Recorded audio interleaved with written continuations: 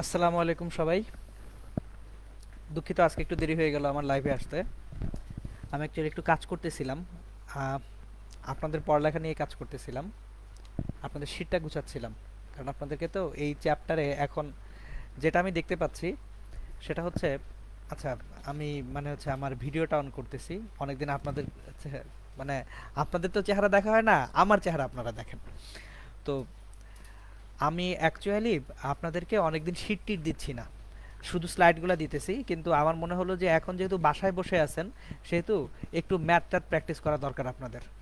তাহলে ম্যাথ প্র্যাকটিসের জন্য কি দরকার? ম্যাথের শীট দরকার। সো আমি ইনশাল্লাহ আপনাদেরকে কিছু ম্যাথের শীট দিয়ে দিব, যেগুলো থেকে আপনারা ম্যাথ প্র্যাকটিস করতে পারবেন চ্যাপ্টারের। এখন দেখেন, গত ক্লাস পর্যন্ত আমি আপনাদেরকে আহ, সমান্তরাল পাত ধারকের সব কিছু মোটামুটি পড়িয়ে দিছিলাম।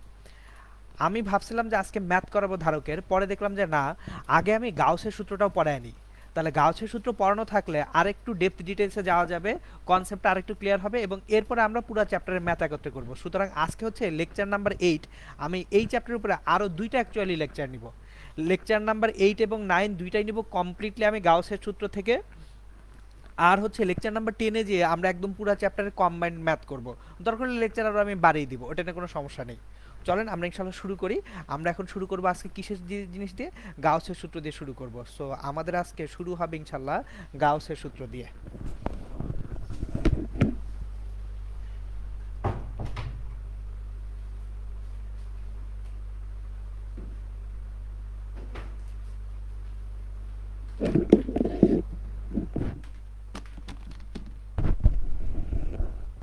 এখন দেখেন গাউসের সূত্রটা কেন দরকার। আমি আপনাদের যখন চ্যাপ্টারের শুরুটা পড়াইছি, শুরুর দিকে আপনাদেরকে কনফিউজড না করার জন্য কিছু ইনফরমেশন দেই নেই, এখন ইনফরমেশনগুলো একটা একটা করে দিব। নাম্বার ওয়ান, কুলম্বের সূত্রটা আমরা যে অ্যাপ্লাই করছি এটা কিন্তু শুধুমাত্র বিন্দু চার্জের জন্য প্রযোজ্য। মানে হচ্ছে, যদি কোনো বিন্দুতে চার্জ জমা থাকে, দুইটা ভিন্ন বিন্দুতে চার্জ জমা আছে বা তিনটা ভিন্ন বিন্দুতে চার্জ জমা আছে, যদি একটা বিন্দুতে চার্জগুলা কনসেন্ট্রেটেড থাকে বা কোনো বিন্দুতে চার্জগুলা সীমাবদ্ধ থাকে, জমা থাকে, তখন আমরা কুলম্বের সূত্র ব্যবহার করতে পারবো। কিন্তু যদি চার্জগুলা বিন্দুতে সীমাবদ্ধ না থাকে, এটাকে বলা হয় ডিস্ট্রিবিউটেড চার্জ, মানে চার্জগুলো যদি ছড়ায় ছিটা থাকে, তখন কি হবে? সুতরাং চার্জগুলো যদি ছড়ায় ছিটায় থাকে, তখন কুলম্বের সূত্র ব্যবহার করে আমরা অ্যাকচুয়ালি প্রাবল্য, বল এগুলো কিছুই ক্যালকুলেট করতে পারবো না। সুতরাং চার্জ ছড়ায় ছিটায় থাকলে যেটা আমরা ইউজ করব সেটা হচ্ছে গাউসের সূত্র। তাহলে আমরা গাউসের সূত্র শুরু করার আগে দুইটা ইম্পর্টেন্ট প্রপার্টি মাথায় রাখি। এক নাম্বার হচ্ছে, এক, কুলম্বের সূত্র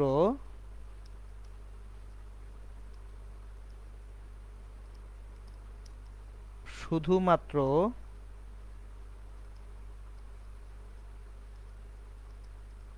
বিন্দু চার্জের জন্য প্রযোজ্য। তাহলে যদি চার্জগুলা কোনো বিন্দুতে জমা না থাকে, তাহলে কুলম্বের সূত্রটা ব্যবহার করা যাবে না। তার মানে এখানে আমরা বলতে পারতেছি বিস্তৃত চার্জের জন্য কুলম্বের সূত্র প্রয়োগ করা যায় না।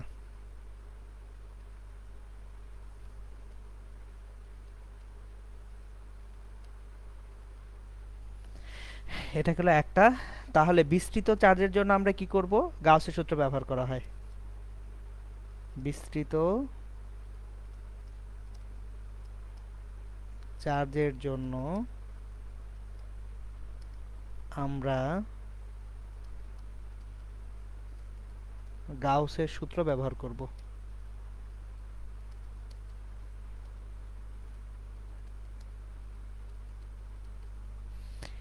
এইবার গাউসের সূত্রটা কি সেখানে যাওয়ার আগে আরো কিছু জিনিসপত্র আমি আপনাদেরকে পড়িয়ে নিব। কারণ হচ্ছে আমরা এইখানে তড়িৎ ফ্লাস্কের পুরো কনসেপ্টটা দেখব। তড়িৎ ফ্লাস্কের কনসেপ্টটা জানা থাকলে যে সুবিধাটা হবে, চৌম্বক ফ্লাস্কের সময় যে আমাকে নতুন করে ওই জিনিসটা আবার নতুন করে পড়তে হবে না, কারণ কনসেপ্টটা একই, ফ্লাস্কের কনসেপ্ট পুরোপুরি একই থাকবে।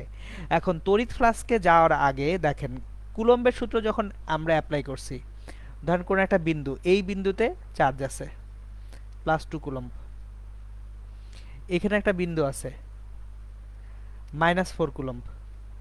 তাহলে এদের মধ্যে তড়িৎ বলটা আমরা বের করতে পারছিলাম কুলম্বের সূত্র দিয়ে, যে এদের মধ্যবর্তী তড়িৎ বল কত সেটা কুলম্বের সূত্র দিয়ে বের করা যাচ্ছিল।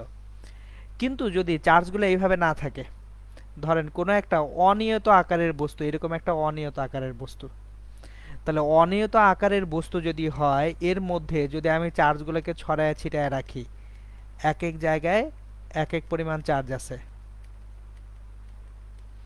তাহলে দেখেন কুলম্বের সূত্র ব্যবহার করে এটার মাধ্যমে অ্যাকচুয়ালি প্রাবল্য, বিভব, বল বের করতে গেলে খবর আছে। কেন? কারণ দেখেন সবগুলা বিন্দুতে চার্জের পরিমাণটা কিন্তু একই রকম নাও হইতে পারে, কারণ বস্তুটাই একটা অনিয়ত আকারের।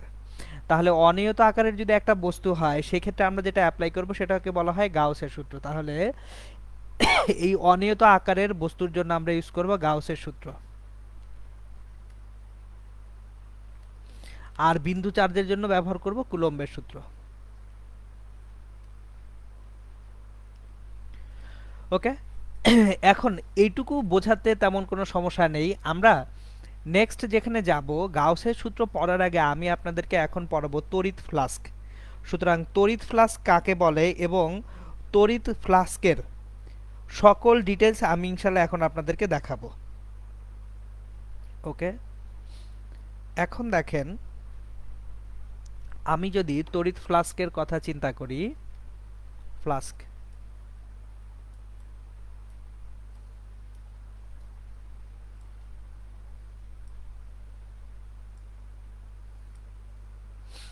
ওকে,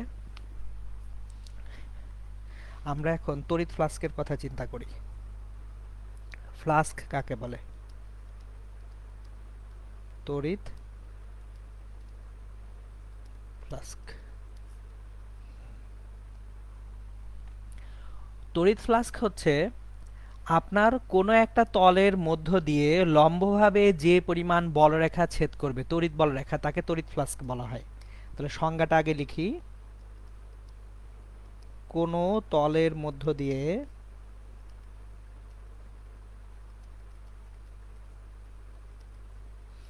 লম্বভাবে অতিক্রান্ত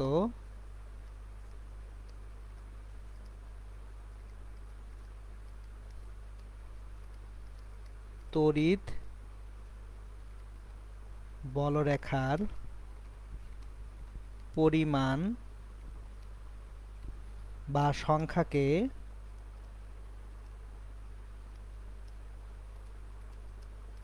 তড়িৎ ফ্লাস্ক বলে। এখন এই সংজ্ঞাটাকে আমরা একটু গ্রাফিক্যালি দেখি।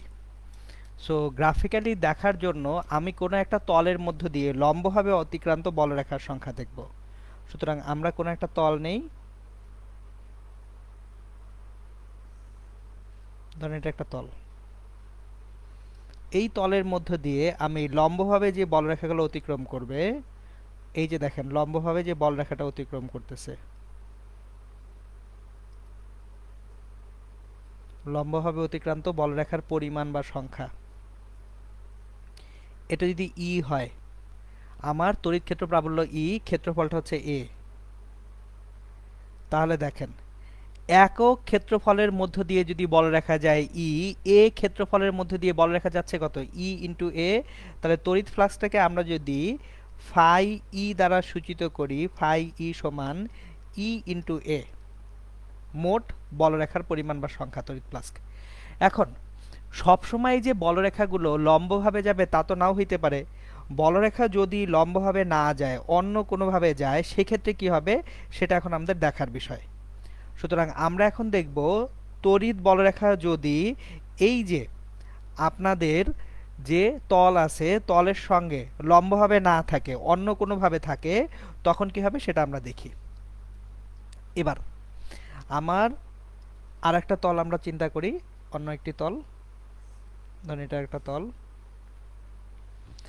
এই তলের মধ্য দিয়ে তড়িৎ বলরেখা প্রবেশ করবে, কিন্তু বলরেখাটা প্রবেশ করলো এইভাবে একটু কাত হয়ে।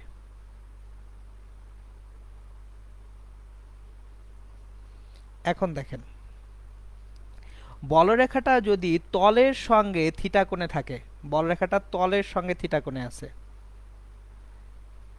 বলরেখা তলের সঙ্গে কত কোণে আছে? থিটা কোণে। তাহলে এটা থিটা কোণ, এটাও থিটা কোণ। তাহলে এখন একটা জিনিস খেয়াল করি, আমি সংজ্ঞাতে শুরুতেই বলছি কোনো একটা তলের মধ্য দিয়ে লম্বভাবে অতিক্রান্ত বলরেখার সংখ্যাকে আমরা তড়িৎ ফ্লাক্স বলবো। তাহলে থিটা কোণে যে বলরেখাটা যাচ্ছে তার উলম্ব উপাংশ, লম্বভাবে যে উপাংশটা আছে, এটা কত হবে? এটা হবে ই সাইন থিটা। তাহলে flux phi E equals to E A sine theta হবে। তাহলে আবার আমি রিপিট করতেছি, দেখেন সংজ্ঞাটা ছিল যে কোনো তলের মধ্য দিয়ে লম্বভাবে অতিক্রান্ত তড়িৎ বলরেখার পরিমাণ বা সংখ্যা, এটাকেই হচ্ছে তড়িৎ ফ্লাক্স বলতেছি। সুতরাং যদি বলরেখাগুলো আমার এই যে যে তলটা আছে তলের সঙ্গে যদি বলরেখাটা থিটা কোণে থাকে তাহলে আমার ফ্লাক্স হবে ই এ সাইন থিটা। তাহলে এক নাম্বার সিনারিওটা, আমরা সিনারিওগুলোও নিচে লিখে রাখি। এক নাম্বার সিনারিও হচ্ছে যদি বলরেখা তলের সাথে লম্বভাবে প্রবেশ করে,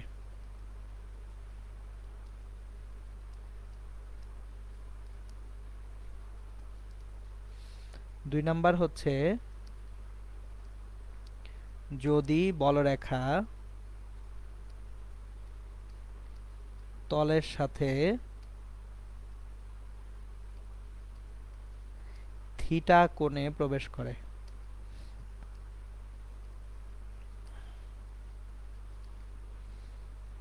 আর ফাইনালি আরেকটা সিনারিও আমরা চিন্তা করব, সেটা হচ্ছে বলরেখা এখানে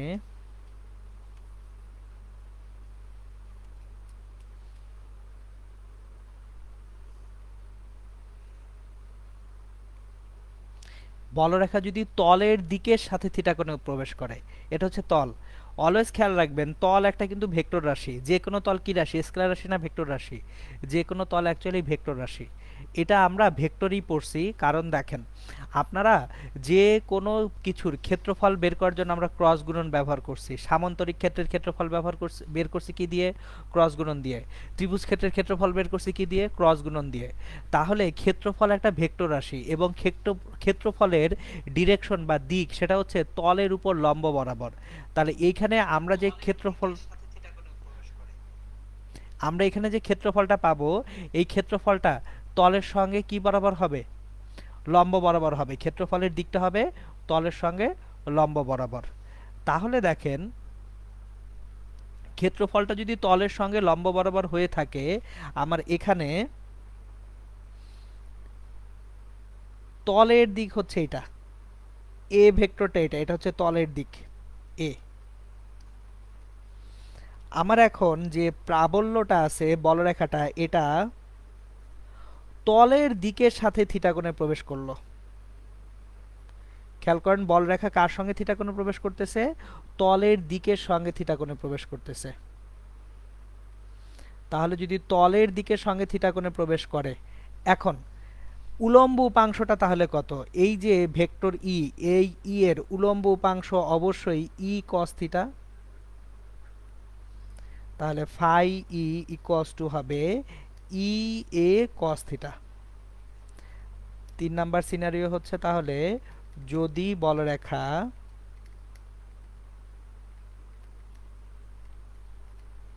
তলের দিকের সাথে থিটা কোণে প্রবেশ করে। সুতরাং কোন ক্ষেত্রে কস থিটা হবে, কোন ক্ষেত্রে সাইন থিটা হবে, এটা নিয়ে আশা করি ইনশাল্লাহ আপনাদের আর কোনো কনফিউশন হবে না। এখন দেখেন আমাদের এইবার আর একটু জিনিস রয়ে গেছে ফ্লাস্কের বেলায়, ফ্লাস্কের ভেক্টর প্রকাশ। এখান থেকে আবার আমরা একটা ম্যাথও করব, যে ফ্লাস্কের ভেক্টর রূপ থেকে ম্যাথ করব। দেখেন ফ্লাস্ক আসতেছে দুইটা কোয়ান্টিটি থেকে, একটা হচ্ছে প্রাবল্য ই, এটা একটা ভেক্টর রাশি, আর একটা কি ক্ষেত্রফল এ, এটাও আর একটা ভেক্টর রাশি। তাহলে দুটো ভেক্টর রাশি থেকে যদি আমার ফ্লাস্ক আসে। ফ্লাস্ক কি রাশি? স্কেলার রাশি। কেন? কারণ ফ্লাস্ক হচ্ছে পরিমাণ বা সংখ্যা নির্দেশ করতেছে। দেখেন সংজ্ঞাটাই খেয়াল করেন যে কোনো তলের মধ্য দিয়ে লম্বভাবে অতিক্রান্ত মোট বলরেখার পরিমাণ বা সংখ্যাটাই হচ্ছে কি অ্যাকচুয়ালি তড়িৎ ফ্লাস্ক। তাহলে ফ্লাস্ক যেহেতু আমাদের একটা স্কেলার রাশি নির্দেশ করে, ই ভেক্টর এবং এ ভেক্টর দুইটা ভেক্টর থেকে আমি ফ্লাস্ক পাচ্ছি। তাহলে ফ্লাস্ক ফাই পাচ্ছি আমি, ফাই ই, এটা পাচ্ছি দুইটা ভেক্টর থেকে, ই ভেক্টর আর এ ভেক্টর থেকে। ই হচ্ছে প্রাবল্য, এ হচ্ছে কি ক্ষেত্রফল, আর ফাই এটা হচ্ছে আমার ফ্লাস্ক। এখন ফাইটা হচ্ছে ফ্লাস্ক, ই হচ্ছে ক্ষেত্রফল, আর এ হচ্ছে প্রাবল্য। এখন আমাদের যদি আমি দুইটা ভেক্টর থেকে একটা স্কেলার পেতে চাই, অবশ্যই ডট গুণন করতে হবে। আমার দুইটা ভেক্টর থেকে স্কেলার পাওয়া যায় তখনই যখন আমরা ডট গুণন করি। তাহলে ফ্লাস্কের যদি নর্মাল প্রকাশ করি, phi E equals to E dot এ।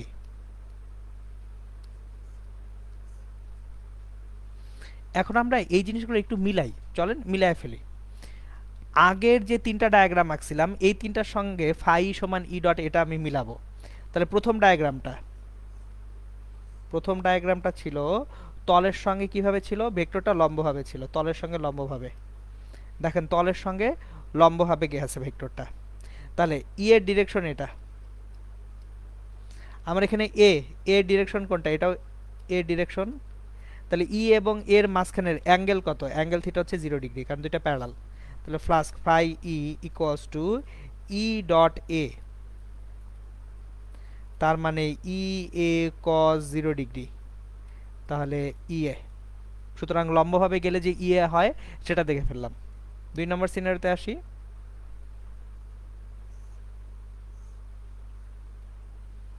ফ্লাস্কটা তলের সাথে থিটা কোণে প্রবেশ করতেছে, দেখেন তলের সঙ্গে থিটা কোণে প্রবেশ করতেছে। তাহলে এইখানে যদি অ্যাঙ্গেলটা থিটা হয়, এটা হচ্ছে ই ভেক্টর। এ ভেক্টর কি, এটার উপর লম্ব বরাবর না, এটাই ভেক্টর। তাহলে ই ভেক্টর এবং এ ভেক্টরের মাঝখানের কোণ কত, 90 মাইনাস থিটা। তাহলে ই এবং এ ভেক্টরের মাঝখানের কোণ যদি 90 মাইনাস থিটা হয়ে থাকে, flux phi E equals to E vector dot A vector. তাহলে ই ডট এ সমান E A cos 90 minus theta. এবার কজ 90 মাইনাস থিটা মানে সাইন থিটা, সুতরাং ই এ সাইন থিটা। এই যে দেখেন, যদি আমার যে বলরেখা আছে সেটা তলের সাথে থিটা কোণে থাকে তাহলে ফ্লাক্সটা হবে ই এ সাইন থিটা। এবার ফাইনালি আরেকটা সিনারিও যদি আমরা দেখি,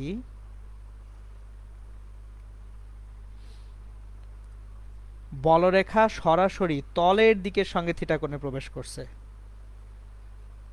এটা ই, এটা এ, সরাসরি তলের দিকের সঙ্গে থিটা কোণে প্রবেশ করছে। তাহলে phi E equals to E dot এ,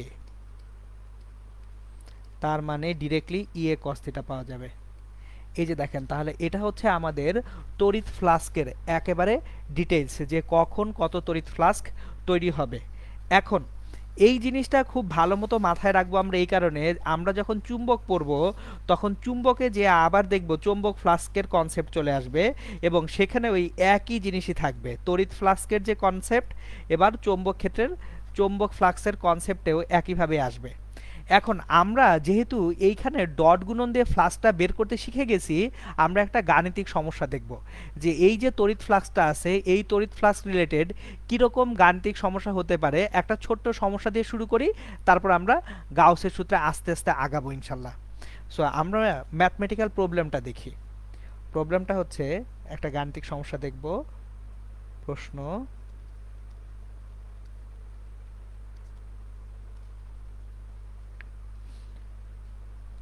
একটা তড়িৎ ক্ষেত্র প্রাবল্য একটি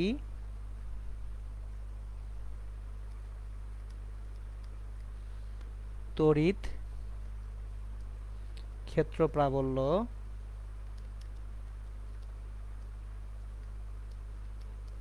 ই ভেক্টর, এটা হচ্ছে 5i plus 3j plus 2k দ্বারা প্রকাশিত। এখন ওই ক্ষেত্রে ওয়াই জেড তলে 200 একক ক্ষেত্রফল বিশিষ্ট 200 একক ক্ষেত্রফল বিশিষ্ট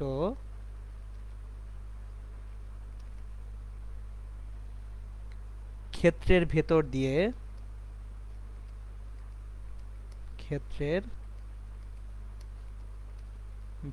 দিয়ে তড়িৎ ফ্লাস্কের পরিমাণ নির্ণয় করতে হবে। তড়িৎ ফ্লাস্কের পরিমাণ নির্ণয় করো।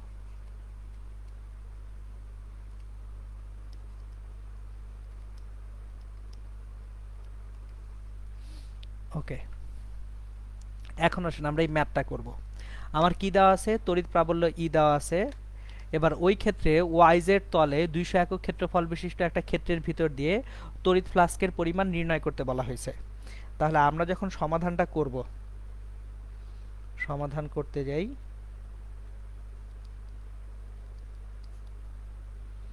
যে ই প্রাবল্য ই জানি, সেই ইটা হচ্ছে 5i plus 3j plus 2k, এটা প্রাবল্য ই। এখন ক্ষেত্রফল যে এ ভেক্টরটা আছে, এই ক্ষেত্রফল এটা কত সেটা দেখি। ক্ষেত্রফলের মান কত? 200 একক। এখন কোন তলে? ওয়াইজেড তলে। ওয়াইজেড তল এর ডিরেকশন কোন দিকে? ওয়াইজেড তলের দিক কোন দিকে? ওয়াইজেড তলের দিক হচ্ছে এক্স অক্ষের দিকে, তাহলে 200i। জিনিসটা আমি আপনাদেরকে একটু বুঝাচ্ছি, ওয়াইজেড তলের দিক কোন দিকে সেটা আমি একটু ক্লিয়ার করতেছি আপনাদেরকে।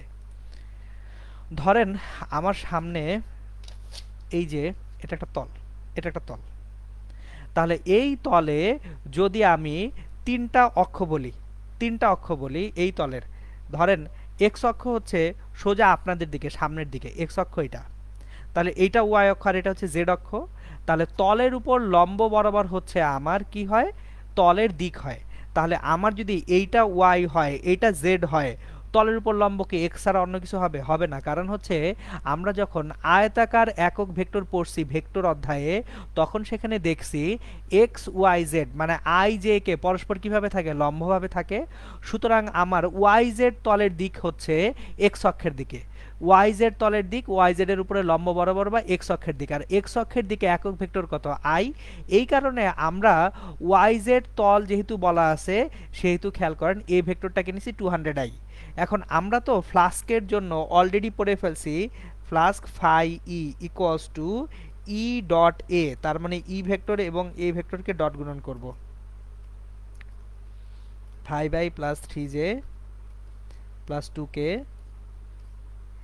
ডট গুণন 200i। সুতরাং 5 গুণন 200 এটা থেকে কত আসে? 1000 আসে। এবার ফ্লাস্কের এসআই একক কি? ফ্লাস্কের এসআই একককে বলা হয় হচ্ছে ওয়েবার। ফ্লাস্কের এসআই একক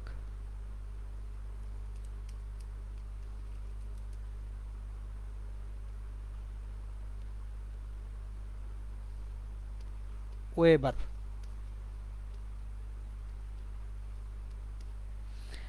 এখন ই এ থেকে যেহেতু ফ্লাস্ক আছে, flux phi E equals to E A, যেহেতু ই আমার তড়িৎ প্রাবল্যের সংজ্ঞা কি ছিল? প্রাবল্য ছিল বল প্রতি একক চার্জের জন্য, তাহলে নিউটন পার কুলম্ব, আর এ ছিল মিটার স্কয়ার। তাহলে 1 ওয়েবার মানে 1 newton metre square per coulomb, সেটাও লেখা সম্ভব। সুতরাং এটা গেল হচ্ছে আমাদের একেবারে ফ্লাস্কের শুরুটা, তড়িৎ ফ্লাস্কের শুরু।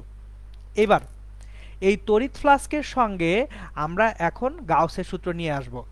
তড়িৎ ফ্লাক্সটা এত সময় নিয়ে আপনাদেরকে পড়ালাম কারণ হচ্ছে গাউস সাহেব যখন তার সূত্রটা দিছেন, উনি সূত্রটা দিছেনই হচ্ছে তড়িৎ ফ্লাক্স ব্যবহার করে। তাহলে যদি তড়িৎ ফ্লাক্সটা কি সেটা আমরা না জানি, তাহলে গাউসের সূত্রটা আসলে বুঝবো না। এবার আমি এইখানে গাউসের সূত্রটা বুঝানোর আগে আপনাদেরকে একটা ছোট্ট এক্সাম্পল দেই। এক্সাম্পলটা একটু মনোযোগ দিয়ে শুনবেন। এক্সাম্পলটা শুনলে আসলে গাউসের সূত্রটা বুঝতে সুবিধা হবে আপনাদের। সুতরাং ধরেন এই যে আমার রুমটা আছে, এই রুমের মধ্যে আমি হাউকাউ করতেছি। এখন রুমের দেখেন দরজাটা কিন্তু খোলা। সুতরাং দরজা খোলা বলে এই দরজার ওই পাশে যিনি আছেন তিনি যেরকম শব্দ শুনবেন, আমার এখানে বারান্দার আরেকটা দরজা আছে, এই দরজাটা যেহেতু বন্ধ করা বাইরে থেকে নয়েজ না আসার জন্য, বৃষ্টি হচ্ছে বাইরে, সেই শব্দটা যাতে আমার ঘরে না আসে, তাহলে দেখেন আমার দুই পাশে দুইটা দরজা, একটা দরজা খোলা আর একটা দরজা বন্ধ। তাহলে আমি কিন্তু একই পরিমাণ তীব্রতা বা আমি একই পরিমাণ এনার্জি উৎপন্ন করতেছি। আমি যখন কথা বলতেছি মুখ দিয়ে, শব্দ শক্তি উৎপন্ন করতেছি, আমার যে তীব্রতা সেটা ফিক্সড। কিন্তু এই একই তীব্রতার জন্য দুইজন অবজারভার বা শ্রোতা দুইটা ভিন্ন রকম শব্দ শুনবেন। একজন যদি খোলা দরজার এই পাশে থাকেন, উনি যে শব্দের শুনবেন, আরেকজন বন্ধ দরজার ওই পাশে থাকলে উনি কিন্তু একই শব্দ শুনবেন না। এইবার সেকেন্ড আর একটা জিনিস একটু চিন্তা করি। এখন ধরেন আমার রুমটা পুরোপুরি বদ্ধ রুম, আমি দরজা সবগুলো আটকে দিলাম। এখন সবগুলা দরজা আটকে দেওয়ার পরে আমি যখন কথা বলতেছি, তখন কিন্তু যদি পুরা রুমটা সুষম হয়, একেবারে সুষম একটা রুম যদি আমি চিন্তা করি, এই সুষম রুম পুরোপুরি বদ্ধ হলে রুমের বাইরে যে কোনো দিকে যে কেউ দাঁড়াক না কেন একই পরিমাণ শব্দ শুনতে পাবে। কারণ কি, সব দিক দিয়েই তো আমার দেয়ালটার পুরুত্ব একই আছে, একই পরিমাণ শব্দ বের হতে পারতেছে। সুতরাং আমার তাহলে যদি আমি যে অবস্থানে আবদ্ধ অবস্থায় আছি তার চারপাশে যদি মানুষজন থাকে, তারা যেদিকেই থাকুক না কেন সমান পরিমাণ তীব্রতার শব্দ শুনতে পাবে। সো এটা হচ্ছে আমাদের বেসিক কনসেপ্ট। এখন এখান থেকে গাউসের সূত্রে যাওয়ার আগে আরেকটা জিনিস চিন্তা করি। আমার রুমের দরজা জানলা সব বন্ধ, এই রুমে যদি দুইটা পিচ্চিকে রাখা যায়, বাইরে যে পরিমাণ তীব্রতা পাওয়া যাবে, পাঁচটা পিচ্চিকে রাখলে বেশি তীব্রতা পাবেন। তাহলে তীব্রতার যে পরিমাণ সেটা কি রুমে থাকা এই যে পিচ্চি বাচ্চা কাচ্চা এদের পরিমাণের সমানুপাতিক হবে। অ্যাগেন রিপিট করতেছি, আমার রুমের মধ্যে দরজা জানলা সব বন্ধ করে দুইটা পিচ্চিকে ছেড়ে দিলাম যে থাক বাপ তোরা এখানে থাক। সো এই দুইটা পিচ্চি যে পরিমাণ হাউকাউ করবে সেজন্য যে নয়েজটা সেটার একটা লেভেল আছে। বদ্ধ দরজার ওই পাশ থেকে কেউ একটা লেভেলের শব্দটা শুনবে। কিন্তু দুই পিচ্চির জায়গায় যদি চার পিচ্চি বা পাঁচ পিচ্চি থাকে তাহলে কিন্তু তীব্রতাটা আরো বেড়ে যাবে। সুতরাং একটা আবদ্ধ জায়গার বাইরে কতটুকু তীব্রতা পাওয়া যাচ্ছে সেটা ডিপেন্ড করবে আবদ্ধ জায়গার ভিতরে কতজন আছে তার উপরে। অ্যাগেন রিপিট করছি, একটা আবদ্ধ জায়গার বাইরে কতটুকু এনার্জি বা তীব্রতা পাওয়া যাবে সেটা ডিপেন্ড করবে এই আবদ্ধ জায়গার ভিতরে কতজন আছে তার উপরে। এখন আমি এই যে আমাদেরকে যদি চার্জ হিসেবে চিন্তা করি আর শব্দ তীব্রতাটাকে যদি আমরা তড়িৎ ক্ষেত্র তীব্রতা হিসেবে চিন্তা করি, আমরা এক একটা চার্জ রুমের মধ্যে দুইটা পিচ্চি রাখছি, মানে দুইটা চার্জ রাখছি, তাহলে দুইটা চার্জের জন্য বাইরে একটা তড়িৎ ক্ষেত্রের তীব্রতা পাবো। রুমের মধ্যে যদি পাঁচটা চার্জ রাখি তাহলে পাঁচটা চার্জের জন্য বাইরে একটা কি পাবো, তড়িৎ ক্ষেত্রের তীব্রতা পাবো। তাহলে গাউসের সূত্র আসে হচ্ছে এই যে ফ্লাস্ক যেটা ছিল, ফ্লাস্ক কোথা থেকে আসতেছে, তড়িৎ ক্ষেত্রের তীব্রতা। গাউসের সূত্রটা তিনটা জিনিসের মধ্যে সম্পর্ক স্থাপন করে। একটা হচ্ছে তড়িৎ ক্ষেত্রের ফ্লাস্ক, একটা হচ্ছে ভেদনযোগ্যতা, আর আরেকটা হচ্ছে চার্জের পরিমাণ। সুতরাং গাউস সাহেব যখন সূত্রটা প্রদান করছেন, উনি সূত্রটা প্রদান করছিলেন এইভাবে। গাউসের সূত্রটা আমরা আগে লিখি। গাউসের সূত্র,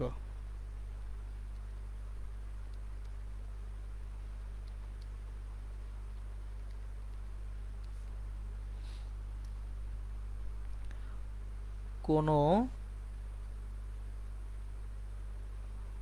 আবদ্ধ জায়গার বাইরে তড়িৎ ফ্লাস্ক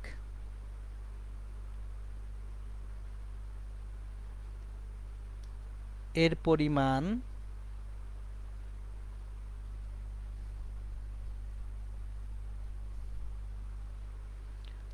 ওই আবদ্ধ জায়গায় থাকা চার্জের সমানুপাতিক।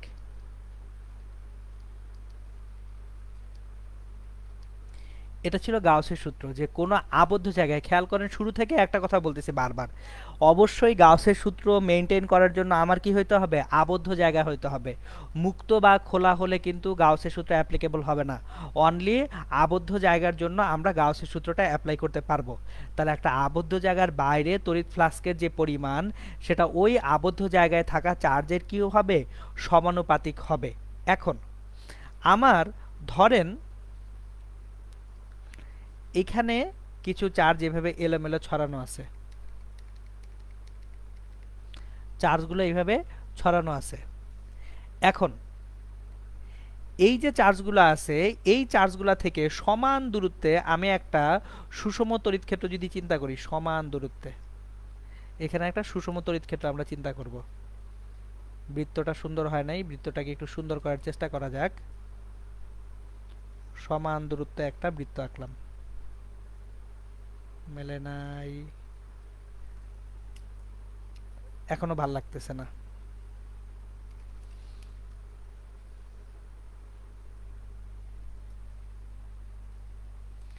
তাহলে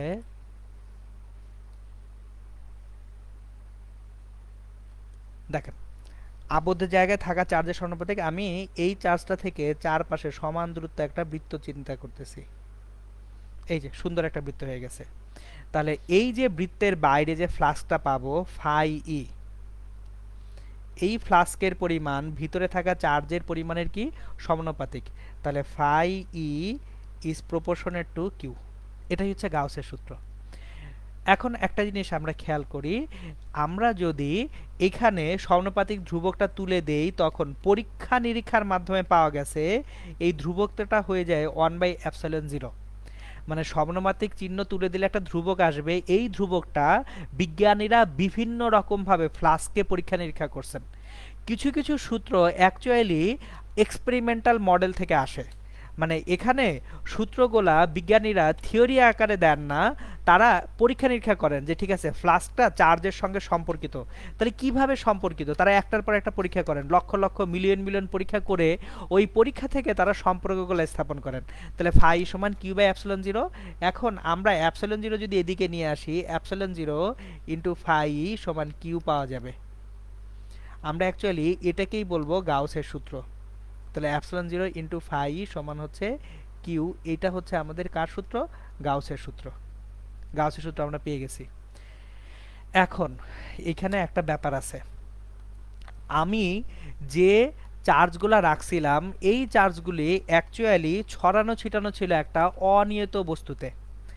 তাহলে যদি অনিয়ত বস্তুতে চার্জগুলো ছড়ানো ছিটানো থাকে, সেই অনিয়ত বস্তুতে চার্জের কিন্তু সুষম বন্টন হয় নাই।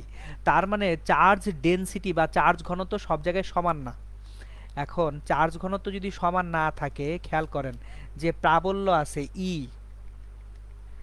প্রাবল্যের সঙ্গে ক্ষুদ্র একটা ক্ষেত্রফল ডিএস, এই দুইটার ডট গুণফল থেকে আমি পাবো কি, আমি পাবো ফ্লাস্ক। কারণ ফ্লাস্ক সমান আমরা কি পেয়ে আসছি, তড়িৎ ক্ষেত্র প্রাবল্য ই ডট ক্ষেত্রফল এ। তাহলে আমাদের এইখানে ক্ষেত্রফল এর জায়গায় ক্ষুদ্র ক্ষেত্রফল ডিএস নিচ্ছি, আর তড়িৎ ক্ষেত্রের তীব্রতা কি নিচ্ছি, ই নিচ্ছি। তাহলে ই ডট ডিএস এটা হচ্ছে আমার ফ্লাস্ক দিচ্ছে। কিন্তু এটা তো মোট ফ্লাস্ক না, এটা একটা ক্ষুদ্র অংশের জন্য ফ্লাস্ক। আমি বুঝাই, দেখেন এই ডায়াগ্রামে আমরা একটা ক্ষুদ্র অংশ ডিএস নেই, ধরেন এটা একটা ক্ষুদ্র অংশ ডিএস। ডিএস ভিতরে চার্জ আছে কি, পজিটিভ চার্জ। এই পজিটিভ চার্জ থেকে বলরেখা বের হয়ে আসার কথা, তাহলে বলরেখা বের হয়ে আসলো ডিএস দিয়ে, বলরেখা বের হয়ে আসলো ই। তাহলে ই ডট ডিএস থেকে আমরা ফ্লাক্স পাবো শুধুমাত্র ডিএস অংশের জন্য। তাহলে গোটা আবদ্ধ গোলকের জন্য যে ফ্লাস্ক পাবো, মোট ফ্লাস্কের পরিমাণ, সেটা কোথা থেকে পাবো, ইন্টিগ্রেট করতে হবে।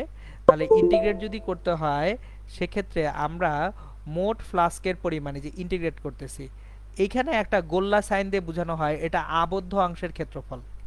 দেখেন ইন্টিগ্রেশনের ভিতরে একটা গোল সাইন দেওয়া হয়, এটা দিয়ে বোঝানো হয় এটা হচ্ছে আবদ্ধ ক্ষেত্রফলের জন্য ইন্টিগ্রেশন। কারণ আমি শুরু থেকেই বলতেছি গাউসের সূত্রটা কার জন্য প্রযোজ্য, আবদ্ধ ক্ষেত্রফলের জন্য প্রযোজ্য। এখন প্রশ্ন হচ্ছে ভাইয়া এইখানে আবদ্ধ ক্ষেত্রের জন্য ইন্টিগ্রেশন কিভাবে করব, সেটা আমি আপনাদেরকে একটু পরে দেখাবো যে আবদ্ধ ক্ষেত্রের ইন্টিগ্রালটা কিরকম হয়। সো এইটুকু হচ্ছে আমাদের গাউসের সূত্র। এখন দেখেন অ্যাকচুয়ালি আমরা যদি গাউসের সূত্রটাকে অ্যাপ্লাই করি বিভিন্ন ক্ষেত্রে, কোন ক্ষেত্রে কতটুকু তড়িৎ প্রাবল্য পাওয়া যাবে সেটা আমরা কয়েকটা সিনারিও দেখব। আজকে আমি আপনাদেরকে তিনটা পার্টিকুলার সিনারিওতে গাউসের সূত্রটা অ্যাপ্লাই করে দেখাবো কোন ক্ষেত্রে প্রাবল্য কীরকম হয়। তাহলে আমরা অ্যাকচুয়ালি এখন যেটা করব সেটা হচ্ছে আমি একটা একটা করে আপনাদেরকে এক্সাম্পল দিব। তাহলে প্রথম এক্সাম্পলটা হচ্ছে আমরা একটা অসীম দৈর্ঘ্যের একটা চার্জিত পরিবাহী তার নিব। সুতরাং আমরা প্রথম যেটা শিখব সেটা হচ্ছে এক অসীম দৈর্ঘ্যের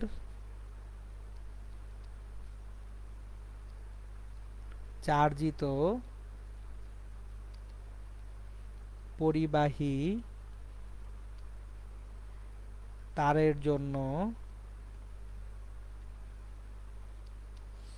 তার হতে কোনো দূরত্বে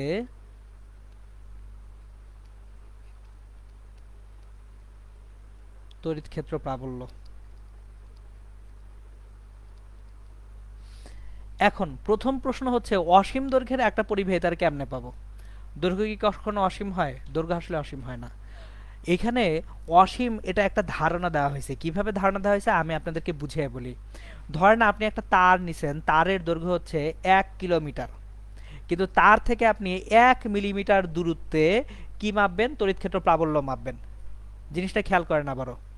ধরেন আপনি একটা তার নিছেন, যেই তারের হচ্ছে যে দৈর্ঘ্য সেটা হচ্ছে 1 কিলোমিটার। সো তারের দৈর্ঘ্য যদি 1 কিলোমিটার হয়, সেক্ষেত্রে 1 কিলোমিটার দৈর্ঘ্যের একটা তার থেকে আপনি মাত্র 1 মিলিমিটার দূরত্বে তড়িৎ ক্ষেত্র প্রাবল্য মাপতে চান। তাহলে 1 কিলোমিটার দৈর্ঘ্যের তারের তুলনায় 1 মিলিমিটার অনেক ছোট দূরত্ব না? এই জন্য এটাকে বলা হবে অসীম দৈর্ঘ্যের তার।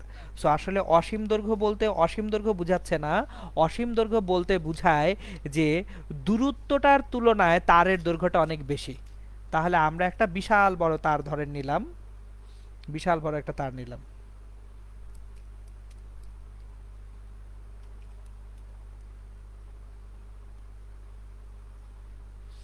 আরে লাইনগুলো বাঁকা হয়ে যায়, লাইন সোজা করি। মোটামুটি সোজা হয়েছে। এখন এই তারের উপরে আমি ধনাত্মক চার্জ রাখলাম, তাহলে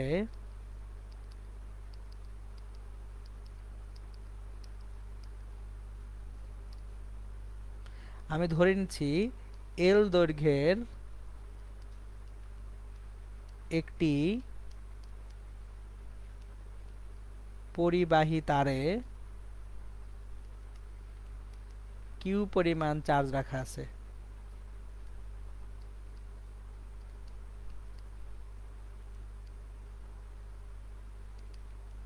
তাহলে একক দৈর্ঘ্যে যে চার্জের পরিমাণ, একক দৈর্ঘ্যে চার্জের পরিমাণ পাবো ল্যামডা দিয়ে প্রকাশ করা হলে ল্যামডা সমান কিউ বাই এল। এখন একটা জিনিস খেয়াল করেন, আমার এখানে একটা পরিবাহী তারে যদি চার্জ রাখা থাকে, পজিটিভ চার্জ রাখা আছে, এইটার জন্য চারপাশে বল রেখা কি হবে? বের হবে। এদিকে বল রেখা বের হবে, এদিকে বল রেখা বের হবে, উপরে বল রেখা বের হবে, নিচে বল রেখা বের হবে। সুতরাং এই তারের জন্য চারপাশ দিয়ে কিন্তু কি বের হচ্ছে? বল রেখা বের হচ্ছে। সুতরাং আমার তারের জন্য চারপাশে বল রেখাগুলো বের হচ্ছে। এটা কিন্তু আমরা দ্বিমাত্রিক দেখতেছি, কিন্তু ঘটনাটা হচ্ছে ত্রিমাত্রিক। আপনার হেয়ার ব্রাশ আছে না, চুলের যে গোল টাইপ ব্রাশগুলো আছে, তাহলে ওই গোল ব্রাশে যে দণ্ডটা আছে, দণ্ডের চারপাশে কি থাকে? অনেকগুলো কাটা থাকে না?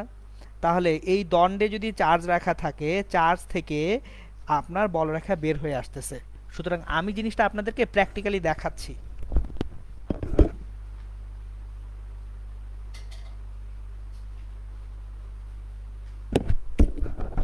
আমি কিভাবে বলরেখাগুলো বের হয়, এইখানে বলরেখাগুলো আসলে কিভাবে থাকে সেটা একটু প্র্যাকটিক্যালি দেখাই আপনাদেরকে, আপনাদের বোঝার সুবিধার্থে। দেখেন, আমার এই যে হাতে একটা হেয়ার ব্রাশ আছে, দেখছেন? তাহলে এই যে হেয়ার ব্রাশটা, এর ভিতরে একটা দণ্ড আছে, যে সবুজ রঙের একটা দণ্ড। তাহলে এই দণ্ড থেকে বলরেখা যদি বের হয়ে আসে, তড়িৎ বলরেখা চারদিকেই বের হবে। তাহলে চারপাশে এই যে কাঁটাগুলা মিলিয়ে, এই কাঁটাগুলা মিলে আসলে একটা যদি অসংখ্য অসীম সংখ্যক চার্জ থাকে এবং অসীম সংখ্যক বলরেখা বের হয়, অসীম সংখ্যক বলরেখা বের হয়, তাহলে উপরের যে সারফেসটা এটা কিন্তু আর এইরকম বিচ্ছিন্ন ডিসকন্টিনিউয়াস সারফেস হবে না, তখন সেটা একটা নিরবচ্ছিন্ন কন্টিনিউয়াস সারফেস হবে। আর যদি কন্টিনিউয়াস সারফেস হয় তাহলে চারপাশে আমি একটা কি পাবো, সিলিন্ডার পাবো। সুতরাং যদি একটা অসীম দৈর্ঘ্যের পরিবাহী তারে চার্জ রাখা যায় তাহলে এই তারে চার্জ থাকলে তারের চারপাশে আমার কি তৈরি হবে, একটা সিলিন্ডার তৈরি হবে, বলরেখাগুলো বের হবে একটা কি আকারে, সিলিন্ডার আকারে। তাহলে আমরা এখন ডায়াগ্রামটায় চলে যাই, সিলিন্ডারটা আঁকি, দেখি কি হয় আমার এইখানে। তাহলে ডায়াগ্রামটা যখন আমি কমপ্লিট করব চারপাশে একটা সিলিন্ডার তৈরি হয়ে যাবে, এই চারপাশে একটা সিলিন্ডার তৈরি হয়ে গেল, এরকম একটা সিলিন্ডার তৈরি হয়ে গেল।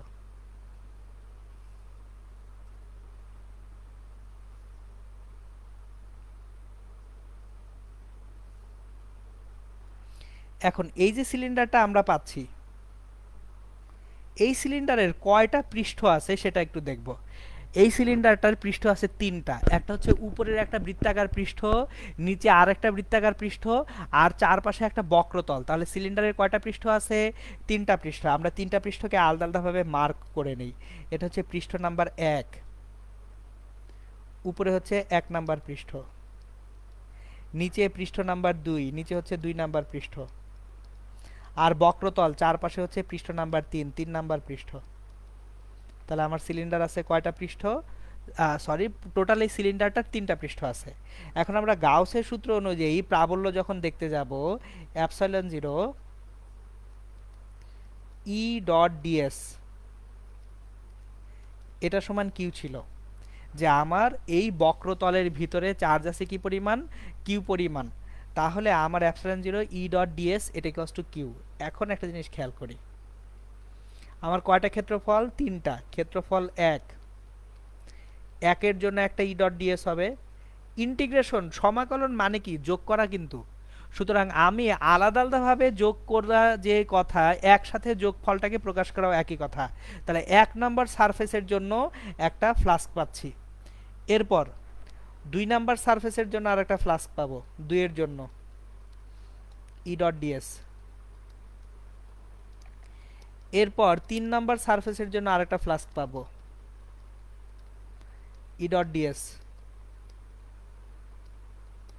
সব মিলে টোটাল চার্জ কিউ।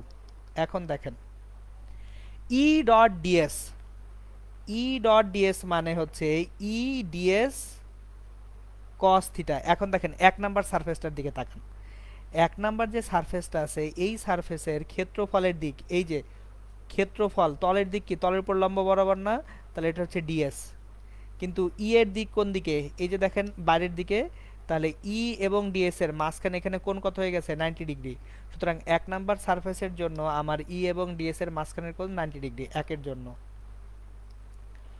2 নম্বর সারফেস যেটা আছে, 2 এর জন্য ই এবং ডিএস এর মাঝখানের কোণ কত সেটা দেখি, 2, নিচের 2। এখানেও দেখেন আমার যে ই এর ডিরেকশন সেটা হচ্ছে তল থেকে বাইরের দিকে যদি নেই, এই যে এখানে ই এর ডিরেকশন হচ্ছে, এটা হচ্ছে ই এর ডিরেকশন, আর এটা হচ্ছে ডিএস এর ডিরেকশন। তাহলে মাঝখানের অ্যাঙ্গেল কত ডিগ্রি, 90 ডিগ্রি। সুতরাং 2 এর জন্য ই ডিএস কজ 90 ডিগ্রি। কিন্তু 3 এর জন্য যদি দেখতে যাই, 3, আমার চার্জগুলা ভিতরে ধনাত্মক চার্জ আছে, ধনাত্মক চার্জের জন্য ভিতর থেকে বলরেখাগুলা কি বের হয়ে আসবে না, তাহলে সিলিন্ডারটাকে ছেদ করে বলরেখাগুলা বের হয়ে আসতেছে। সুতরাং এখানে যে ডিএস আছে, ডিএস এর ডিরেকশন কোন দিকে হবে, বাইরের দিকে। এই যে দেখেন ডিএস এর ডিরেকশন বাইরের দিকে, আবার ই এর ডিরেকশনও বাইরের দিকে। তাহলে ই এবং ডিএস এর মাঝখানের কোণ কত হবে, 0 ডিগ্রি হবে। সুতরাং 3 নাম্বার সারফেসের জন্য ই এবং ডিএস এর মাঝখানের কোণ হচ্ছে 0 ডিগ্রি। সব মিলে আমি পাবো কিউ। এবার তাহলে দেখেন 1 আর 2 এর জন্য 0 হয়ে যাচ্ছে। কেন 0 হবে, cos 90 ডিগ্রি ভ্যালু কত, 0। 3 এর জন্যই তাহলে ই ডিএস থাকবে, 3 এর জন্য ই ডিএস থাকবে ইকুয়ালস টু কিউ। এখন আমার এটা যেহেতু একটা সুষম পরিবাহী তার, চার্জগুলা এখানে কিভাবে আছে, সুষমভাবে বিন্যস্ত আছে, তাহলে এই সিলিন্ডারের পৃষ্ঠের উপর প্রত্যেকটা বিন্দুতেই প্রাবল্য অবশ্যই সমান হওয়া উচিত। আমার সিলিন্ডারের পৃষ্ঠের উপর যে প্রাবল্যটা এটা অবশ্যই কি পাবো, সমান পাবো। তাহলে ইটা একটা ধ্রুব সংখ্যা হয়ে গেল, ই ডিএস 3 নাম্বার ক্ষেত্রফল equals to Q by epsilon zero. ঠিক আছে, সো আমরা তাহলে এটাকে কন্টিনিউ করি, পরের স্লাইডে যাই। আমরা এখন যদি পরের স্লাইডটায় যাই,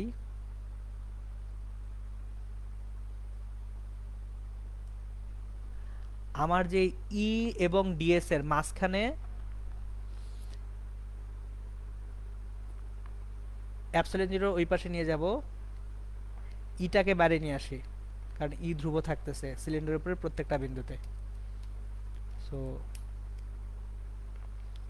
ই ডিএস 3 এর জন্য আমি কত পাচ্ছি, কিউ বাই এপসিলন জিরো পাচ্ছিলাম। এইবার 3 এর জন্য ডিএস কত, চলেন 3 এর জন্য ডিএস কত সেটা এখন একটু শিখি। সুতরাং আমি একটা সিলিন্ডার তৈরি করব আগে। সিলিন্ডারটা তৈরি করে সিলিন্ডারের জন্য সিলিন্ডারের বক্রতলের ক্ষেত্রফল কত সেটা দেখব। সো আমার কাজ হচ্ছে এখন আপনাদেরকে এইটা শেখানো, একটা সিলিন্ডারের বক্রতলের ক্ষেত্রফল কত, সিলিন্ডারের বক্রতলের ক্ষেত্রফল কত হয় সেটা এখন আমরা দেখব। ওকে, এখন দেখেন, চলেন এই যে একটা সিলিন্ডার তৈরি করছি আমি আমি একটা কাগজ দিয়ে একটা সিলিন্ডার তৈরি করছি।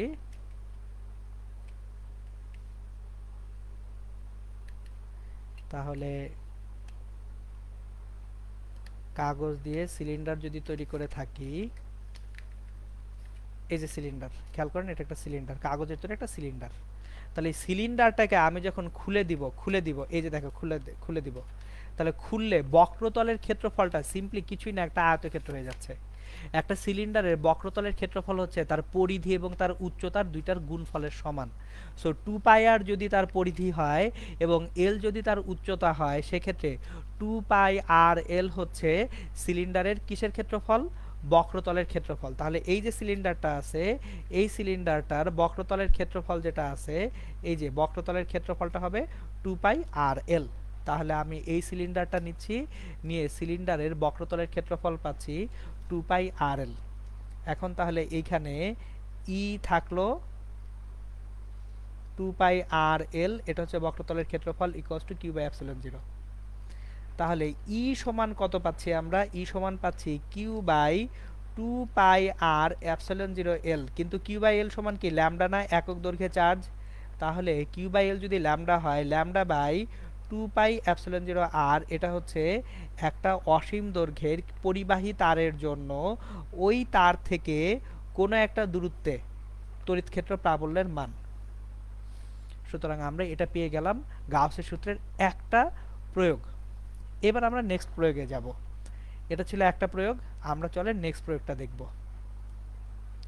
আমি আজকে আপনাদেরকে আরো দুইটা জিনিস পড়ায় দিব, কারণ এই জিনিসগুলো হচ্ছে রিলেটেড এবং রিলেভেন্ট, যেহেতু এই জিনিসগুলো আমরা পড়ব। এবার আমি আরেকবার একটা জিনিস রিপিট করি, কনসেপচুয়ালি আমি বারবার কিন্তু অসীম অসীম বলে যাচ্ছি। কেন অসীম বলে যাচ্ছি, কারণ হচ্ছে আমরা ধরেন তড়িৎ ক্ষেত্র মাঝে মধ্যে আমাদের দেখতে হয় খুব অল্প জায়গায়। কিরকম অল্প জায়গায়, ফর এক্সাম্পল আমি যখন একটা ন্যানো কম্পিউটার নিয়ে কাজ করতেছি, একটা ন্যানো চিপ নিয়ে কাজ করতেছি, ন্যানোমিটার বা অ্যাংস্ট্রমের মধ্যেই দেখা যাচ্ছে আমাকে ভোল্টেজ ডিফারেন্সটা ক্রিয়েট করতে হচ্ছে। তাহলে ওইখানে ডিস্টেন্স, দূরত্বটা হচ্ছে ন্যানোমিটারে বা মাইক্রোমিটারে। তাহলে ন্যানোমিটার বা মাইক্রোমিটারের তুলনায় আমার কিন্তু মিটারে যাওয়ার দরকার নাই, মিলিমিটারও অনেক বড়। 1 ন্যানোমিটারের তুলনায় 1 মিলিমিটার 1 লক্ষ গুণ বড় হয়ে যায়। সুতরাং আমরা আসলে খুব স্মল স্কেল নিয়ে চিন্তা করছি, তো এই কারণে সব জায়গায় আমরা অসীম অসীম বলতেছি, যে দূরত্বটা বস্তুর আগের তুলনায় খুবই ছোট। ধরেন আপনি 1 ইঞ্চি সাইজের একটা মাইক্রোচিপ নিয়ে কাজ করতেছেন, ওই মাইক্রোচিপ থেকে আপনার 1 অ্যাংস্ট্রম দূরত্বে তড়িৎ ক্ষেত্র প্রাবল্য বের করতে হবে। তাহলে 1 ইঞ্চির মাইক্রোচিপের তুলনায় 1 অ্যাংস্ট্রম 10⁻⁻10 খুবই ছোট। এই কারণে আমরা তখন বলতে পারবো ওই যে চিপটা আছে, ওই চিপটা একটা অসীম ক্ষেত্রফলের একটা চিপ হয়ে যাবে। তাহলে আমরা শুরুতে দেখছিলাম কি অসীম দৈর্ঘ্যের একটা তার দেখছিলাম, তাহলে এবার অসীম দৈর্ঘ্যের তারের পরে আমরা সেকেন্ড যেটা দেখব সেটা হচ্ছে আমরা একটা চার্জিত অসীম সমতল পরিবাহীর জন্য এর কাছাকাছি তড়িৎ ক্ষেত্র প্রাবল্য। তাহলে 2 নাম্বার হচ্ছে 2 চার্জিত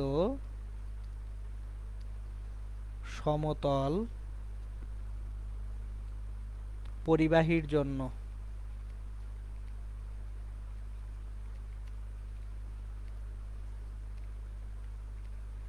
তলের কাছাকাছি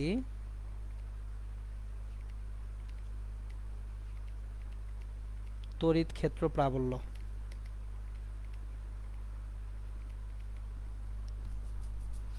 আমরা এখন একটা চার্জিত সমতল পরিবাহী নিব, তাহলে চলেন চার্জিত একটা সমতল পরিবাহী নেই। এটা ধরেন একটা পাত, তাহলে এই পাতে আমি ধনাত্মক চার্জ রাখলাম। আচ্ছা, প্রশ্ন হচ্ছে আপনি সবসময় ধনাত্মক চার্জ নিচ্ছেন, আপনি তো ঋণাত্মক চার্জও নিতে পারতেন। হ্যাঁ, নিতে পারতাম। ধনাত্মক চার্জ নিলে বলরেখাগুলো বের হয়ে আসে, আর ঋণাত্মক চার্জ নিলে বলরেখাগুলো ভিতর দিকে প্রবেশ করে। সো এটা নিয়ে কোনো রকম টেনশন করার দরকার নেই। তাহলে এইখানে সব ধনাত্মক চার্জ রাখি।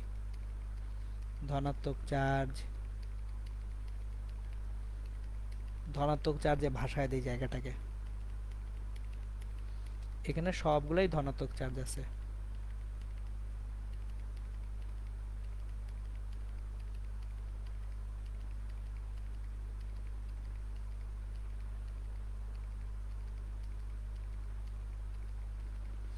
এখন আমি এই পাতের কোনো একটা পয়েন্টকে ফিক্সড করি। পাতের মধ্যে ধরেন এই পয়েন্টে ফিক্সড করলাম। তাহলে এই পয়েন্টের চারপাশে আমি যদি একটা সুষম অংশ চিন্তা করি, কোনো একটা তলে একটা পয়েন্টের চারপাশে সুষম অংশ যদি চিন্তা করি, সুষম অংশটা কিন্তু একটা বৃত্ত দিবে। তাহলে এই সুষম অংশটা একটা বৃত্ত দিলে বৃত্ত থেকে উপরের দিকেও বলরেখা বের হবে। এই যে বলরেখাগুলো উপরের দিকেও বের হবে, নিচের দিকেও কি হবে, বলরেখাগুলো বের হবে, কারণ ধনাত্মক চার্জ উপরে নিচে দুই পাশেই সে বলরেখা বের করবে। এখন আমি যদি এই যে পাতের মধ্যে যে বৃত্তটা আছে, বৃত্ত বরাবর উপরে এবং নিচে চিন্তা করি, তাহলে যে জিনিসটা পাবো সেটা হবে কিছুই না, একটা সিলিন্ডার ছাড়া। চলেন আমি জিনিসটাকে আপনাদেরকে একটু ভালো মতো দেখাই। ধরেন আমি একটা চার্জিত পাত নিব, তাহলে আমার কোনো একটা চার্জিত পাত নেই, এটা হচ্ছে একটা চার্জিত পাত।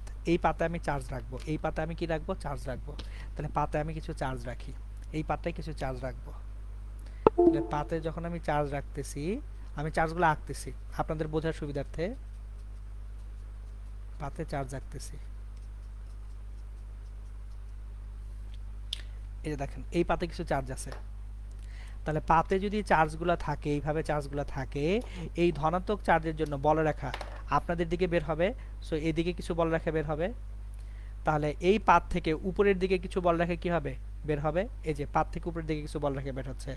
আবার পাত থেকে নিচের দিকেও বলরেখা বের হবে না, তাহলে পাত থেকে নিচের দিকেও কিছু বলরেখা বের হবে। তাহলে উপরেও বলরেখা আছে, নিচেও বলরেখা আছে। দেখেন দুইটা মিলে একটা কি দিচ্ছে, সিলিন্ডার তৈরি করতেছে না। সুতরাং যদি কোনো পাত সুষমভাবে চার্জিত থাকে এবং ওই পাতের থেকে উপরের নিচে বলরেখাগুলো বের হবে, তাহলে উপরের বলরেখাগুলো একটা সিলিন্ডার, নিচের বলরেখাগুলো মিলে একটা সিলিন্ডার, পুরোটা মিলে একটা কি হবে, সিলিন্ডার আকৃতি তৈরি করবে। এখন দেখেন আমি একটা চার্জিত অসীম দৈর্ঘ্যের পরিবাহী তারের জন্য সিলিন্ডার পাচ্ছিলাম, এখানে একটা পাতের জন্য কি পাচ্ছি, সিলিন্ডারই পাচ্ছি। তাহলে সিলিন্ডারে সিলিন্ডারই তো হয়ে গেছে। চলেন এখন গাণিতিক অ্যানালাইসিসটুকু আমরা দেখে ফেলি। এখন আমি তাহলে উপরে নিচে মিলিয়ে যদি একটা সিলিন্ডার পাই, এরকম একটা সিলিন্ডার তৈরি হয়ে গেল, সিলিন্ডার। তাহলে এই সিলিন্ডারের কয়টা তল আছে, দেখেন এই সিলিন্ডারের আগের মতো সিলিন্ডারের তল থাকবে তিনটা, একটা উপরে তল, একটা নিচের তল, একটা চারপাশের বক্রতল। তাহলে তিনটা তল যদি থাকে সিলিন্ডারের, আমি তিনটা তল মিলে যখন চিন্তা করতেছি, উপরের তলটা 1, পাশের তলটা 2, নিচের তলটা 3, তাহলে আমাদের গাণিতিক যে সমীকরণটা আছে সেই গাণিতিক সমীকরণ epsilon 0 E dot DS equals to হচ্ছে এই যে বৃত্তাকার অংশে যে চার্জটুকু আছে সেই চার্জটুকুর পরিমাণকে আমি এখন বের করতে চাই। ধরেন আমার গোটা পাতের চার্জ হচ্ছে কিউ, গোটা পাতের চার্জ ইকুয়ালস টু কিউ। তাহলে আমার এখানে যে বৃত্তটা আছে এই বৃত্তের একটা ক্ষেত্রফল আছে, তাহলে এই বৃত্তের ক্ষেত্রফলের মধ্যে একটা চার্জ থাকবে। এখন একক ক্ষেত্রফলের চার্জ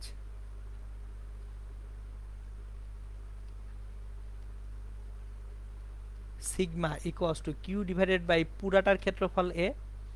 দেখেন আমি আস্তে আস্তে আবার বলতেছি, আমার গোটা পাতের চার্জটা হচ্ছে কিউ, তাহলে যদি গোটা পাতের ক্ষেত্রফল হয় এ, একক ক্ষেত্রফলের চার্জ সিগমা সমান কত হবে, কিউ বাই এ হবে। এখন তাহলে যে বৃত্তটা আছে বৃত্তাকার অংশের চার্জ, বৃত্তাকার অংশের চার্জ এটাকে যদি আমরা কিউ প্রাইম বলি, কিউ প্রাইম হচ্ছে sigma into pi R square.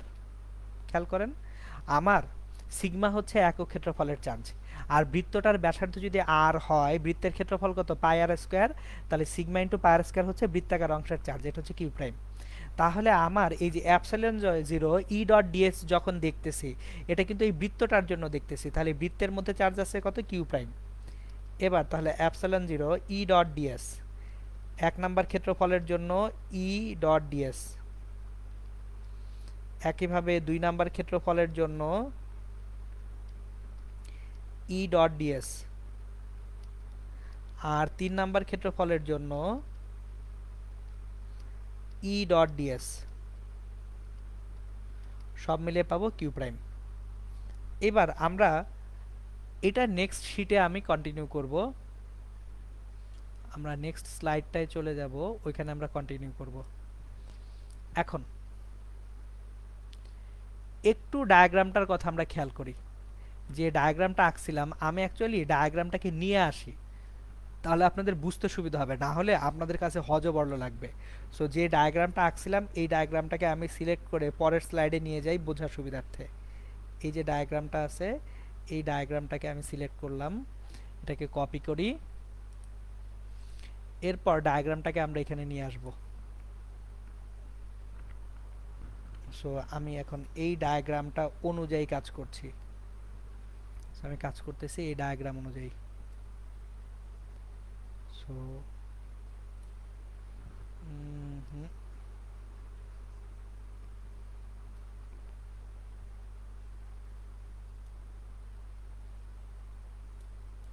কি ব্যাপার, ডায়াগ্রামটা আমার সরছে না কোনো একটা অদ্ভুত কারণে।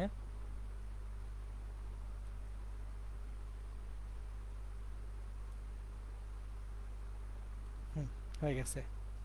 সো আমরা ডায়াগ্রামটাকে কপি করে সরে নিয়ে আসলাম। এখন দেখেন আমার এইখানে কয়টা সারফেস, তিনটা, সারফেস নাম্বার 1, সারফেস নাম্বার 2 এবং সারফেস নাম্বার কত, 3। এক নাম্বার সারফেসের জন্য একের জন্য এপসাইলন জিরো, আমি যখন এক নাম্বার সারফেস দেখতে যাচ্ছি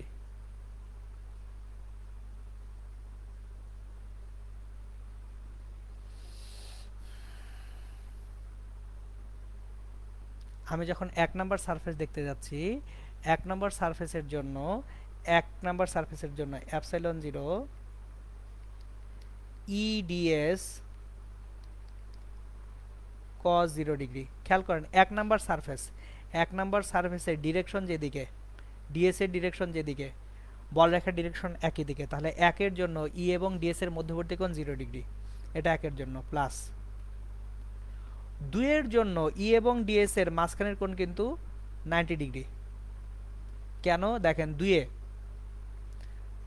এটা হচ্ছে ডিএস এর ডিরেকশন, আর ই এর ডিরেকশন কোন দিকে, উপরের দিকে, তাহলে ই এবং ডিএস এর মাঝখানের কোণ 90 ডিগ্রি।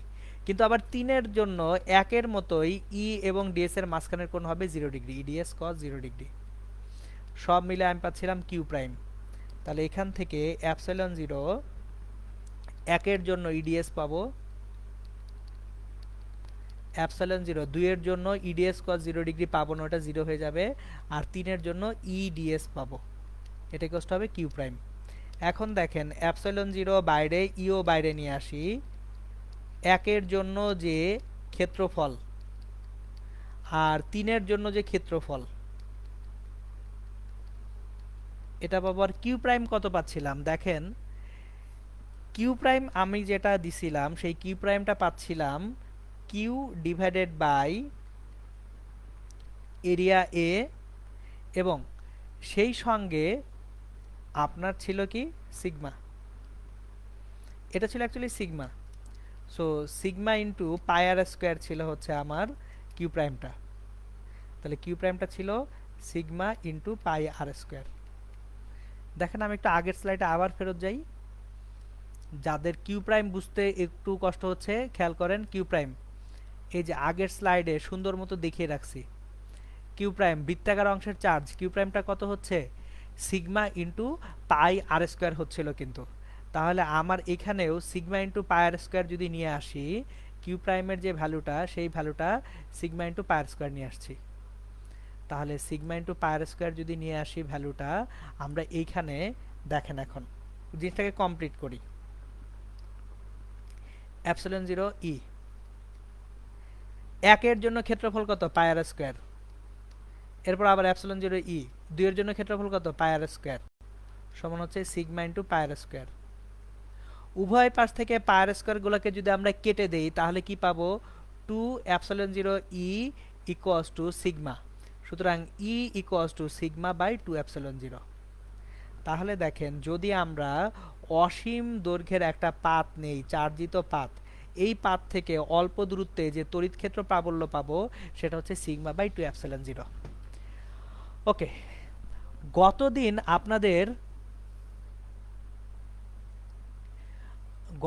আপনাদেরকে যখন আমি পড়াচ্ছিলাম তখন একটা কথা বলছিলাম, সেটা হচ্ছে আমি আপনাদেরকে সমান্তরাল পাত ধারকের জন্য ধারকের ভিতরে প্রাবল্যটা কেন সিগমা বাই অ্যাপসিলন জিরো হয় ওইটার ডিটেলসটা পড়াবো। কিন্তু কখন পড়াবো, যখন আমি কি সূত্র পড়াবো, এই গাউসের সূত্রটা পড়াবো। তাহলে এখন দেখেন আজকে গাউসের সূত্র পড়তেছি। এখন আজকের যে লাস্ট টপিকটা সেটা হচ্ছে সমান্তরাল পাত ধারকের ভিতরে প্রাবল্য কত হবে সেটা নির্ণয় করা। তাহলে আমাদের এখন কাজ হচ্ছে সমান্তরাল পাত ধারকের জন্য বিভিন্ন স্থানে প্রাবল্য নির্ণয় করা। চলেন দেখি। সমান্তরাল পাত ধারক, তার মানে আমি দুইটা পাত নিব, একটা পাত উপরে থাকবে, উপরে একটা পাত আছে, নিচে আর একটা পাত আছে, এখানে আর একটা পাত নিচ্ছি। সো নিচের পাতটা আরেকবার রাখা যাক, উপরে একটা পাত আছে, নিচে একটা পাত আছে। এখন দেখেন দুইটা পাতের উপরের পাতে যদি পজিটিভ চার্জ থাকে, এখানে পজিটিভ চার্জ আছে, নিচের পাতে নেগেটিভ চার্জ আছে।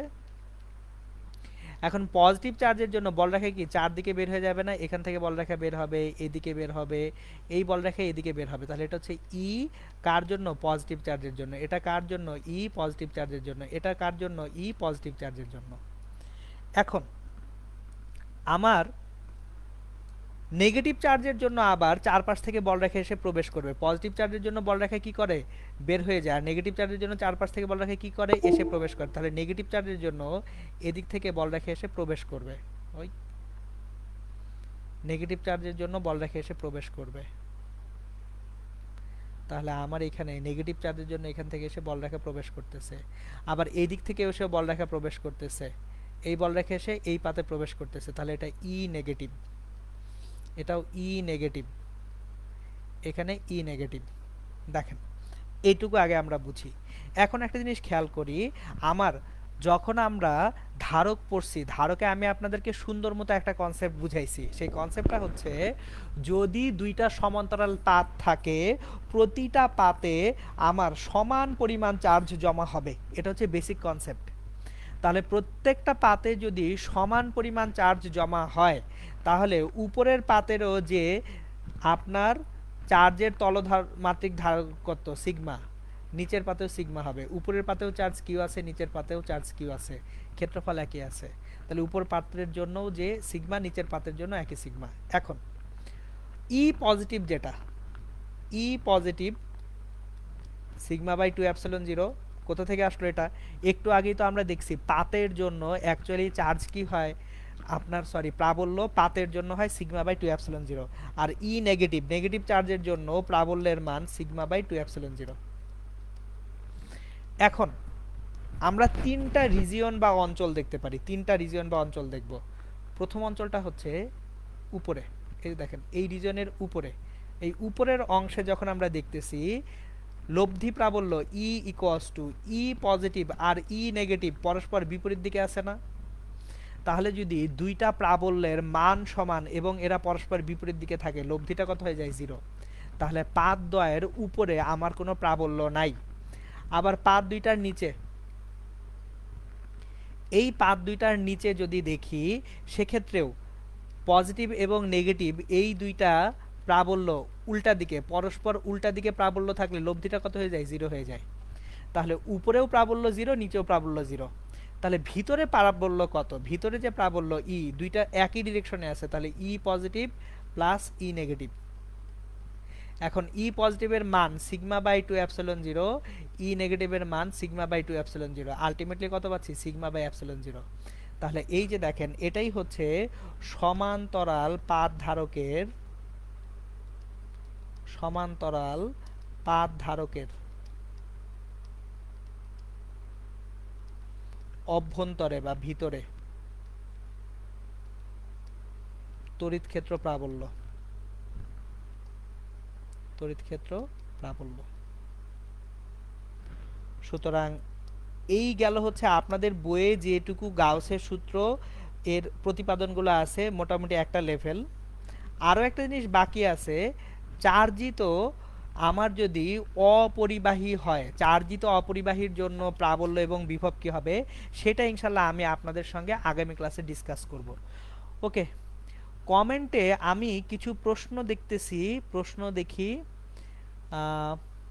ভাই আসসালামু আলাইকুম। ওয়ালাইকুম আসসালাম। হ্যাঁ, নিয়ামুল হাসান চৌধুরী ভাই, এতদিন এত টানা হেঁচড়া করলাম বিন্দু চার্জের জন্য। হ্যাঁ রে ভাই, আমরা এতদিন ধরে এত টানা হেঁচড়া করছি বিন্দু চার্জের জন্য, এখন এসে বিস্তৃত চার্জের জন্য কাজ করতেছি। ভবিষ্যতে আরও অনেক টানা হেঁচড়া করবেন, আরও অনেক কিছু নিয়ে। ওকে, তাপস বিশ্বাস ভাইয়া, এখান থেকে কি বলা যাবে যে এক এক এরিয়া দিয়ে অতিক্রান্ত তড়িৎ বলরেখার সংখ্যা 1000? অ্যাকচুয়ালি এইভাবে না তড়িৎ বলরেখার সংখ্যা বা পরিমাণটা ওইটা কাউন্টেবল না পুরোপুরি, কারণ বলরেখা অনেক বেশি থাকে। হ্যাঁ, বলা যায় যে তড়িৎ বলরেখার সংখ্যার একটা, এটা পরিমাণ না, এটাকে বলা হয় পরিমাণগত ধারণা। একটা হচ্ছে পরিমাণ আর একটা হচ্ছে পরিমাণগত ধারণা। সো আমরা আসলে এখানে বলরেখার পরিমাণগত ধারণাটা দেখতেছি। নেক্সট হচ্ছে বোরহানুল ইসলাম সামি ভাইয়া, গাউসের সূত্রে দ্বিতীয় ক্ষেত্রের জন্য 2 নং এর ক্ষেত্রফলে ডিএস এর দিকটা এরকম হলো কেন? আচ্ছা, আমি গাউসের সূত্রে আবার যাচ্ছি, যে ক্ষেত্রফলের ডিরেকশনগুলো আমি আপনাদেরকে আর একবার বুঝিয়ে দিচ্ছি যে ক্ষেত্রফলের ডিরেকশনগুলো কেন এরকম হয়, তাহলেই বুঝে যাবেন। তাহলে আগে এইটার ক্ষেত্রফলের ডিরেকশনগুলো চিন্তা করি। আমি দুইটা সিচুয়েশন আর একবার দেখাই। গাউসের সূত্রে এটা প্রথম সিচুয়েশন, দেখেন এটা হচ্ছে ফার্স্ট সিচুয়েশন। তাহলে এই সিচুয়েশনে যে সিলিন্ডারটা আছে, আমি সিলিন্ডারটা দিয়ে বোঝানোর জন্য আমি একটু ভিডিও অন করি, তারপর হচ্ছে আমি আমার ওয়েব ক্যামটা অন করতেছি, করে আপনাদের বুঝাই। ধরেন এটা একটা সিলিন্ডার, এটা একটা সিলিন্ডার। তাহলে এই সিলিন্ডারের ভিতরে যদি পজিটিভ চার্জ থাকে, পজিটিভ চার্জ থেকে বলরেখা কি বের হয়ে আসবে না? তাহলে পজিটিভ চার্জ যদি থাকে সিলিন্ডারের ভিতরে, একটা রেখা বরাবর বলরেখাগুলো চারপাশে বের হয়ে আসবে। কোন পাশে বের হয়ে আসবে? চারপাশে। আমি আপনাদের ওই যে হেয়ার ব্রাশ দিয়ে যে এক্সাম্পল দিচ্ছিলাম, দেখেন বলরেখাগুলো কোন দিকে বের হয়ে আসছে? বলরেখাগুলো চারপাশে বের হয়ে আসছে। এখন তাহলে উপরে সিলিন্ডারের উপরের যে তল, এই উপরের তলের ডিরেকশন হচ্ছে উপরের দিকে। তাহলে উপরের তলের ডিরেকশন কোন দিকে? উপরের দিকে। কিন্তু বলরেখার ডিরেকশন কোন দিকে? বাইরের দিকে। তাহলে বলরেখার ডিরেকশন আর হচ্ছে তলের ডিরেকশনের মাঝখানের অ্যাঙ্গেল কত? 90 ডিগ্রি। সেম জিনিস নিচেও ঘটবে, কিন্তু পাশে বলরেখার যে ডিরেকশন আর তলের যে ডিরেকশন দুইটা সেম হয়ে 0 ডিগ্রি হয়ে যাচ্ছে। সুতরাং প্রথম যে চিত্রটা আমাদের ছিল, এখন যদি আবার দেখি, এই যে খেয়াল করেন, একদম উপরের বৃত্তাকার তল থেকে বলরেখা বের হচ্ছে কোন দিকে? ডান দিকে। কিন্তু আমার তলের ডিরেকশন, ক্ষেত্রফলের ডিরেকশন কোন দিকে? উপরের দিকে। সো মধ্যবর্তী কোণ হচ্ছে 90 ডিগ্রি, নিচেও কোণ 90 ডিগ্রি। আর পাশে চারপাশের কোণটা কত 0 ডিগ্রি, কারণ বলরেখার ডিরেকশন এবং ক্ষুদ্র ক্ষুদ্র তলের ডিরেকশন একই। আর 2 নাম্বার যে সিনারিওটা আছে, 2 নাম্বার সিনারিওতে আমার অ্যাকচুয়ালি একটা পাতের মধ্যে রাখছি, বলরেখাগুলো বের হবে একটা চার্জিত পাত থেকে। তাহলে এই যে দেখেন একটা চার্জিত পাত থেকে বলরেখা বের হচ্ছে, এটা হচ্ছে একটা চার্জিত পাত। সুতরাং চার্জিত পাত থেকে বলরেখা যদি বের হয়, দেখেন পাতে পজিটিভ চার্জ আছে। তাহলে আমি আবার একটু ভিডিওটাকে অন করি। কোনো একটা পাত, ধরেন আমার এই যে ফোনটা, এই ফোনটা একটা চার্জিত পাত। তাহলে এই চার্জিত পাত থেকে এইখান থেকে উপরের দিকেও বলরেখা বের হবে, নিচের দিকেও বলরেখা বের হবে। তাহলে বলরেখাগুলোকে আমি যদি শলাকা আকারে চিন্তা করি, এই সারফেস থেকে অনেকগুলো শলাকা উপরে বের হচ্ছে, অনেকগুলো শলাকা নিচে বের হচ্ছে, তাহলে শলাকাগুলো মিলিয়ে আমি একটা সিলিন্ডার পাবো। এখন দেখেন একদম উপরের যে বৃত্তটা আছে, এই বৃত্তে শলাকার ডিরেকশন উপরের দিকে, আবার বৃত্তের ক্ষেত্রফলের ডিরেকশন উপরের দিকে, অ্যাঙ্গেল কত 0 ডিগ্রি। কিন্তু চারপাশে যদি চিন্তা করি, সিলিন্ডারটার চারপাশ এই যে এখন এইভাবে দেখি, যে এইভাবে দেখি, দেখেন বলরেখাগুলো বের হয়েছে কোন দিকে, বলরেখাগুলো বের হয়েছে উপরের দিকে। তাহলে বলরেখার ডিরেকশন উপর দিকে, কিন্তু এই যে সিলিন্ডারটা, এই সিলিন্ডারের ক্ষুদ্র একটা অংশ নিলে সেটা ডিরেকশন কোন দিকে, বাড়ির দিকে। তাহলে এই ডিএস এবং ই এর মাঝখানের অ্যাঙ্গেলটা হয়ে যাচ্ছে কত ডিগ্রি, 90 ডিগ্রি। বুঝতে পারছেন এবার? সো এই ছিল ডিরেকশনগুলোর ডিটেলস।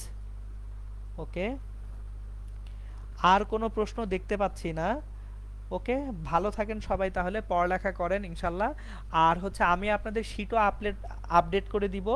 আপনাদের যে গ্রুপটার ফাইল সেগমেন্ট আছে, দেখেন আমি জানি না জুমের তুলনায় হয়তোবা কিছু কিছু টুকটাক প্রবলেম হবে, কিন্তু লং টার্মে আপনারা আসলে ফেসবুক লাইভে অনেক বেশি বেনিফিট পাবেন কিছু কারণে। নাম্বার ওয়ান হচ্ছে দেখেন জুমে কিন্তু ক্লাস কেউ অ্যাটেন্ড না করলে ক্লাসটা মিস হচ্ছিল, 1 2 নাম্বার হচ্ছে আমাকে প্রশ্ন করার অপশনটা জুমে আসলে একটু কমই ছিল। লাইভ ক্লাসেই কোশ্চেন করতে পারতেছেন, কোনো কারণে আমার যদি তাড়াহুড়া থাকে আমি কোশ্চেন নিতে না পারি, পরে যে কোশ্চেন করাটা ঝামেলার। কিন্তু ফেসবুকে এখানে আমি আপনাদেরকে একটা জিনিস শিখিয়ে দিই।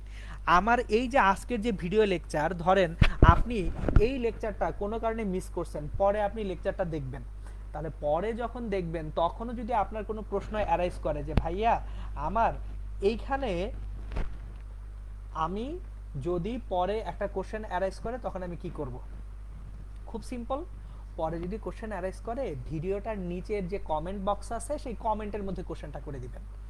এবং সবচেয়ে ভালো হয় যদি কোনো পার্টিকুলার স্লাইড নিয়ে কোশ্চেন হয়, আমি একদিন দেখলাম আপনাদের গ্রুপেই দেখবেন আমাকে কেউ একজন একটা ইমেজ দিয়ে সুন্দর মতো কোশ্চেনটা করছে, তাহলে আপনি ওই ভিডিওটার স্ক্রিনটা পজ করেন, পজ করে ওইটাকে স্ক্রিনশট নিয়ে কোশ্চেনটা পোস্ট করেন। কিন্তু কোশ্চেনটা আলাদাভাবে পোস্ট না করে ভিডিওর কমেন্ট বক্সে করেন, তাহলে আমি বুঝবো যে এটা এই ভিডিও রিলেটেড প্রশ্ন। এখন যেহেতু এই জিনিসগুলো সেভ থাকতেছে, লং টার্মে আমার মনে হচ্ছে এটা ইনশাল্লাহ অনেক বেশি বেনিফিট দিবে, আশা করি ইনশাল্লাহ। আর পড়ালেখা একটু সিরিয়াসলি করেন আপনারা, কারণ হচ্ছে আমি জানি না, কারণ আমরা তো কেউই জানি না পরিস্থিতি কবে নাগাদ স্বাভাবিক হবে, কিন্তু পরিস্থিতি স্বাভাবিক যদি একটু পরে হয়, আপনার কিন্তু হঠাৎ করে অনেকগুলো পরীক্ষার প্রেসারে পড়ে যাবেন, ধূপধাপ পরীক্ষা নিতে শুরু করবে সব দিক থেকে। সো এখন থেকে যদি প্রিপেয়ার্ড হয়ে না থাকেন ঝামেলায় পড়বেন। দেখেন এটা কিন্তু অলরেডি আপনাদের আসলে সেকেন্ড ইয়ার কাউন্ট হচ্ছে, যাচ্ছে কি মাস, মে মাস। আপনাদের হাতে সময় আছে June July August September October, কারণ সকল কলেজেই মোটামুটি নভেম্বর টেস্ট পরীক্ষা ইনশাল্লাহ হবে। তাহলে June July August September October 5 মাসে আপনাকে অ্যাকচুয়ালি গোটা সেকেন্ড পেপার শেষ করতে হবে। সেকেন্ড পেপার কিন্তু বেশ কঠিন, খেয়াল করেন আমরা এই যে স্থির তড়িৎ আর তাপগতিবিদ্যা শেষ করতেই অলমোস্ট আমাদের কিন্তু 1.5 মাসের বেশি চলে যাচ্ছে। সো আমি অ্যাকচুয়ালি 3টা করে ক্লাস নেওয়ার পিছনে আমার একটা যৌক্তিক কারণ আছে, 3টা করে ক্লাস না নিলে শেষ করতে খবর হয়ে যাবে। সো আমি এই জন্য এখন 3টা করে ক্লাস নিচ্ছি, আর ইনশাল্লাহ খুলে দিলে তখন ক্লাসগুলো আমি আসলে একটু লম্বা সময়ে নিব, কারণ আমাকে তো সিলেবাস শেষ করতে হবে বুঝিয়ে পড়িয়ে। একটা কোশ্চেন করছিলেন যে ফাতিনুর রাফি, সমতল পাতে তো আমরা ঘনক এভাবেও চিন্তা করতে পারি, আর ভাইয়া আমরা সিলিন্ডার ধরতেছি কেন, ঘনক এভাবে তো ধরা যায় না, ধরা যায় না। কারণ আমি একটা কথা বলছি, আপনারা ভিডিওর মাঝখানে আমি যখন কথাবার্তা বলি প্রতিটা ওয়ার্ডের পিছনে আমি কিছু না কিছু কারণ থাকে, এই জিনিসগুলো একটু বোঝার চেষ্টা করবেন। ধরেন আমি কোনো একটা সারফেস চিন্তা করতেছি, এটা একটা সারফেস, এই সারফেসে আমি চার্জ রেখে দিচ্ছি, চার্জ রেখে দিচ্ছি। এখন চার যখন রাখছি, আমি চিন্তা করব কি একটা সুষম বস্তুর জন্য, সুষম বস্তু। এখন কোনো একটা তলে সুষম অংশ চিন্তা করলে সেটা কোনোদিন ঘনক হবে না। ঘনক কেন সুষম না? কারণ হচ্ছে ঘনকের কোনো সেন্টার পয়েন্ট থেকে চারপাশের প্রতিটা বিন্দুর দূরত্ব কখনো সমান হয় না। কিন্তু একটা বৃত্তের ক্ষেত্রে আমার বৃত্তের সেন্টার থেকে পরিধির উপর প্রত্যেকটা বিন্দুর দূরত্ব কি হয়? সমান হয়। এই যে একটা বৃত্ত আঁকছি, বৃত্তের কেন্দ্র থেকে পরিধির উপর প্রত্যেকটা বিন্দুর দূরত্ব কি? সমান। তাহলে আমি কিন্তু বলতে পারবো এই বৃত্তের পরিধির উপর প্রত্যেকটা বিন্দুর প্রাবল্য সমান। কিন্তু আমি যদি একটা এখানে বর্গ আঁকতাম, বর্গ একেই তো ঘন করতে হবে, তলে বর্গ, আর তল থেকে বের করে আনলে সেটা কি হবে? ঘনক হবে। বর্গ আঁকলে আপনি কি বলতে পারতেন বর্গের ঠিক কেন্দ্রবিন্দু থেকে প্রত্যেকটা বিন্দুর দূরত্ব কি সমান হবে পরিধির উপর? হবে না। এই কারণে সুষম সারফেস নেওয়ার জন্যই আমরা বৃত্ত চিন্তা করি। ওকে, সো এই হচ্ছে মোটামুটি জিনিসপত্র। আচ্ছা, আজকে একজনকে আমি বলছিলাম, কাকে যেন বলছিলাম, খুব সম্ভবত জিশানকে বলছিলাম যে আমি আজকে ক্লাসের শেষে কেন আপনার ওই সিরিজে থাকলে ভোল্টেজটা ভিন্ন হয়, প্যারালালে থাকলে ভোল্টেজটা একই হয় সেটা বুঝাবো। কিন্তু আজকে অলরেডি ক্লাসের অনেক সময় চলে গেছে, তো আজকে আর বলতেছি না। আমি ইনশাল্লাহ এইটার একটা ব্যাখ্যা আমি দিয়ে দিব ইনশাল্লাহ। একটা ছোট্ট ভিডিও করে আমি ব্যাখ্যাটা আবার বলে দিবনি। আর আপনারাও একটু গত ক্লাসের ভিডিওটা দেখেন, ওইখানে আমি পানির এক্সাম্পল দিয়ে বোঝানোর চেষ্টা করছি, পানির পাইপ দিয়ে পানির এক্সাম্পল দিয়ে বোঝানোর চেষ্টা করছি। আরেকবার ভিডিওটা দেখেন, তারপরে যদি আনক্লিয়ার থাকে আমি তাহলে আরেকবার না হয় ইনশাল্লাহ বলবো। ওকে, আর ফাইনালি হচ্ছে পেমেন্ট নিয়ে আপনাদের সব ডিটেলস আমি দিয়ে দিছি এবং ওইখানে সবই বলা আছে। এটা নিয়ে আমি আর কথা বলবো না। 12 তারিখ পর্যন্ত সময় আপনাদের জন্য। আপনারা এর মধ্যে যারা পেমেন্ট করতে পারবেন ইনশাল্লাহ করে দিবেন। আর যদি কারো প্রবলেম থাকে সে কি করবেন সেটাও আমি বলে দিছি। একটা জিনিস এটা হচ্ছে আমার মানে হচ্ছে খুব আর্নেস্ট রিকোয়েস্ট থাকবে আপনাদের প্রতি। আমি অ্যাকচুয়ালি আপনাদেরকে কেন পড়াই, আমার পড়ানোর পিছনে আসলে কারণ কি, একটু সময় নিয়ে আমি বলি আপনাদেরকে। আমার একটু ফিলোসফিক্যাল কিছু ব্যাপার স্যাপার আছে। আমি মানে হচ্ছে অ্যাকচুয়ালি আপনাদেরকে পড়াই দুইটা কারণে। দুইটা কারণের এক নাম্বার কারণ হচ্ছে দায়বদ্ধতা। আমার কাছে অলওয়েজ মনে হয় যে আল্লাহ তাআলা আমাকে ফিজিক্সের যে আন্ডারস্ট্যান্ডিংটুকু দিছেন, যে নলেজটুকু দিছেন, এই নলেজটুকু স্প্রেড করা আমার একটা দায়িত্ব। সো আমি আউট অফ দায়বদ্ধতা আমি আসলে পড়ানোটাকে কন্টিনিউ করে রাখছি। এক, দুই নাম্বার আর একটা কারণ আছে। সেই কারণটা হচ্ছে আমি না যখন পড়ছি তখন আমার কাছে ছাত্র জীবনে পড়ালেখার থেকে সহজ এবং মজার কিছু ছিল না। আমি আসলে পড়তে কখনোই টায়ার্ড হইতাম না। এবং আমি সত্যি কথাটা হচ্ছে এখনো আমার যদি কোনো ইচ্ছা থাকে যে ভাই আপনার লাইফের ইচ্ছা কি, আমার লাইফের ইচ্ছা হচ্ছে ভাই আমি আমার স্কুল কলেজ বুয়েট আইবিএ লাইফটা আরেকবার পার করে আসতে পারতাম যদি ইনশাল্লাহ। এই জন্য না, আরেকটু ভালো রেজাল্ট হইতো। আমি যেটুকু আল্লাহ তালা আমাকে দিছেন ঠিক হুবহু ওইটুকুই আলহামদুলিল্লাহ যদি আল্লাহ আমাকে দেন, আবার যদি এই পুরো পাঠটুকু আমি অতিক্রম করে আসতে পারি আমার কোনো আপত্তি নেই। সো বেসিক ব্যাপারটা হচ্ছে আমি আপনাদেরকে আসলে পড়াই, পড়ার আনন্দ, পড়ার মজাটা এটা যাতে আপনারাও পান সেটা একটা আমার উদ্দেশ্য থাকে। এখন কথাগুলো আর বলার পিছনে কারণ হচ্ছে ভাইয়ারা, ফাইন্যান্সিয়াল প্রবলেম যে কারো থাকতে পারে, লাইফে অনেক চড়াই উতরাই সবাই আমরা পার হই। আমি নিজেও অনেক চড়াই উতরাই দিয়ে পার হয়ে আসছি, এখনও অনেক ঝামেলা আমারও আছে। কেউ ভাইয়া ঝামেলা মুক্ত না, কিন্তু ঝামেলার কারণে নিজের জীবনটাকে থামায় রাখবেন না। এখন আমি চাই না আমার একটা সিঙ্গেল স্টুডেন্টও যে আমার সংস্পর্শে আসছে ফাইন্যান্সিয়াল প্রবলেমের কারণে তার পড়ালেখায় হ্যাম্পার্ড হোক। অ্যাটলিস্ট আমার সঙ্গে পড়ালেখায়, মানে আমি যে ফিজিক্স আইসিটি ক্লাস নিচ্ছি, আপনি যদি পে করার সামর্থ্য নাও রাখেন আমাকে জাস্ট মেসেঞ্জারের ইনবক্সে জানান। এটা কিন্তু আর কেউ জানতেছে না। অলরেডি আপনারা ফরম্যাটটা দেখে ফেলছেন যে পিডিএফটা আছে, এই পিডিএফ দেখে কারো বোঝার উপায় নাই কে পে করছে আর কে আমার কাছ থেকে অনুমতি নিছে। এটা শুধু আপনি জানতেছেন, আমি জানতেছি। ক্লিয়ার? সো প্লিজ দয়া করে লজ্জা এবং মানে হচ্ছে সংকোচ থাকবে, এটা নিয়ে কোনো সমস্যা নেই। সংকোচটা একটা গুণ, আপনার মধ্যে সংকোচ থাকাটা একটা গুণ, এটা দোষ না, এটা গুণ। সংকোচ থাকা অলওয়েজ একটা গুণ। মানুষজন যদি বলে সংকোচ দোষের, আমি বলবো না, সংকোচটা গুণ। কেন? কারণ আপনার মধ্যে সংকোচ আছে মানে হচ্ছে আপনি সবসময় একটা দায়বদ্ধতার মধ্যে থাকতেছেন, রেসপন্সিবিলিটি আছে। আর যদি সংকোচ যাদের না থাকে তাদের মধ্যে কোনো রেসপন্সিবিলিটি বা দায়িত্বশীলতা থাকে না। সুতরাং দ্বিধা সংকোচ থাকবে, এটা প্রবলেম না, কিন্তু প্লিজ আমার সঙ্গে অ্যাটলিস্ট সমস্যা থাকলে সমস্যাটাকে হাইড করেন না। যে দেখা যাবে ভাইয়া শেষ পর্যন্ত 12 তারিখের পরে কয়েকজন হয়তোবা financial problem for the timing থাকতে পারে, আমাকে জানাইলো না, আমি তাদেরকে গ্রুপের মেম্বারশিপ ক্যান্সেল করে দিলাম, সে ক্লাসগুলো দেখতে পারলো না। আমি এটা চাই না। সো যাদের পে করার সামর্থ্য আছে তারা আবার সুযোগের সদ্ব্যবহার করেন না, বিকজ যেহেতু আমার পুরো টাইমটা এখন আমি ইনভেস্ট করি আপনাদের পিছনে। সো যারা সামর্থ্যবান তারা আমি বলবো যে ইনসাফটা করেন, আর যারা সামর্থ্যবান না আপনারা এইভাবে চিন্তা করেন। আমি আপনাদেরকে অন্যভাবে একটা রিকোয়েস্ট করি, আজকে আমার ক্লাসে যে মেম্বাররা আছেন, এই মেম্বাররা যারা সামর্থ্যবান তারা যদি আমাকে পেমেন্টটা করেন, তাহলে যাদের সামর্থ্য কম তাদেরকে কিন্তু আমি সাপোর্টটা দিয়ে যেতে পারবো। সুতরাং আমি শুধু না, সামর্থ্যবানরা যখন পেমেন্ট করতেছেন আপনারা কিন্তু আপনার একটা কম সামর্থ্যবান ফ্রেন্ডের জন্য উপকার করতেছেন। সো কিছু কিছু সময় আমরা একটু let's spread hour hands for others, বন্ধু বান্ধবের জন্য স্প্রেড করি হ্যান্ডটা।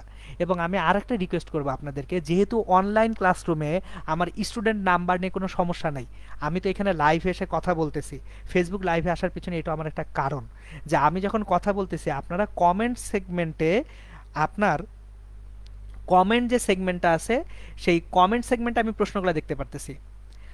আপনার যদি পরিচিত বন্ধুবান্ধব থাকে যারা হয়তোবা এই মুহূর্তে ফাইন্যান্সিয়ালি স্টেবল না অথবা ফাইন্যান্সিয়ালি স্টেবল না, তাদেরকে রেফার করবেন, আমার গ্রুপে পাঠাবেন, তারাও ক্লাসগুলো করুক।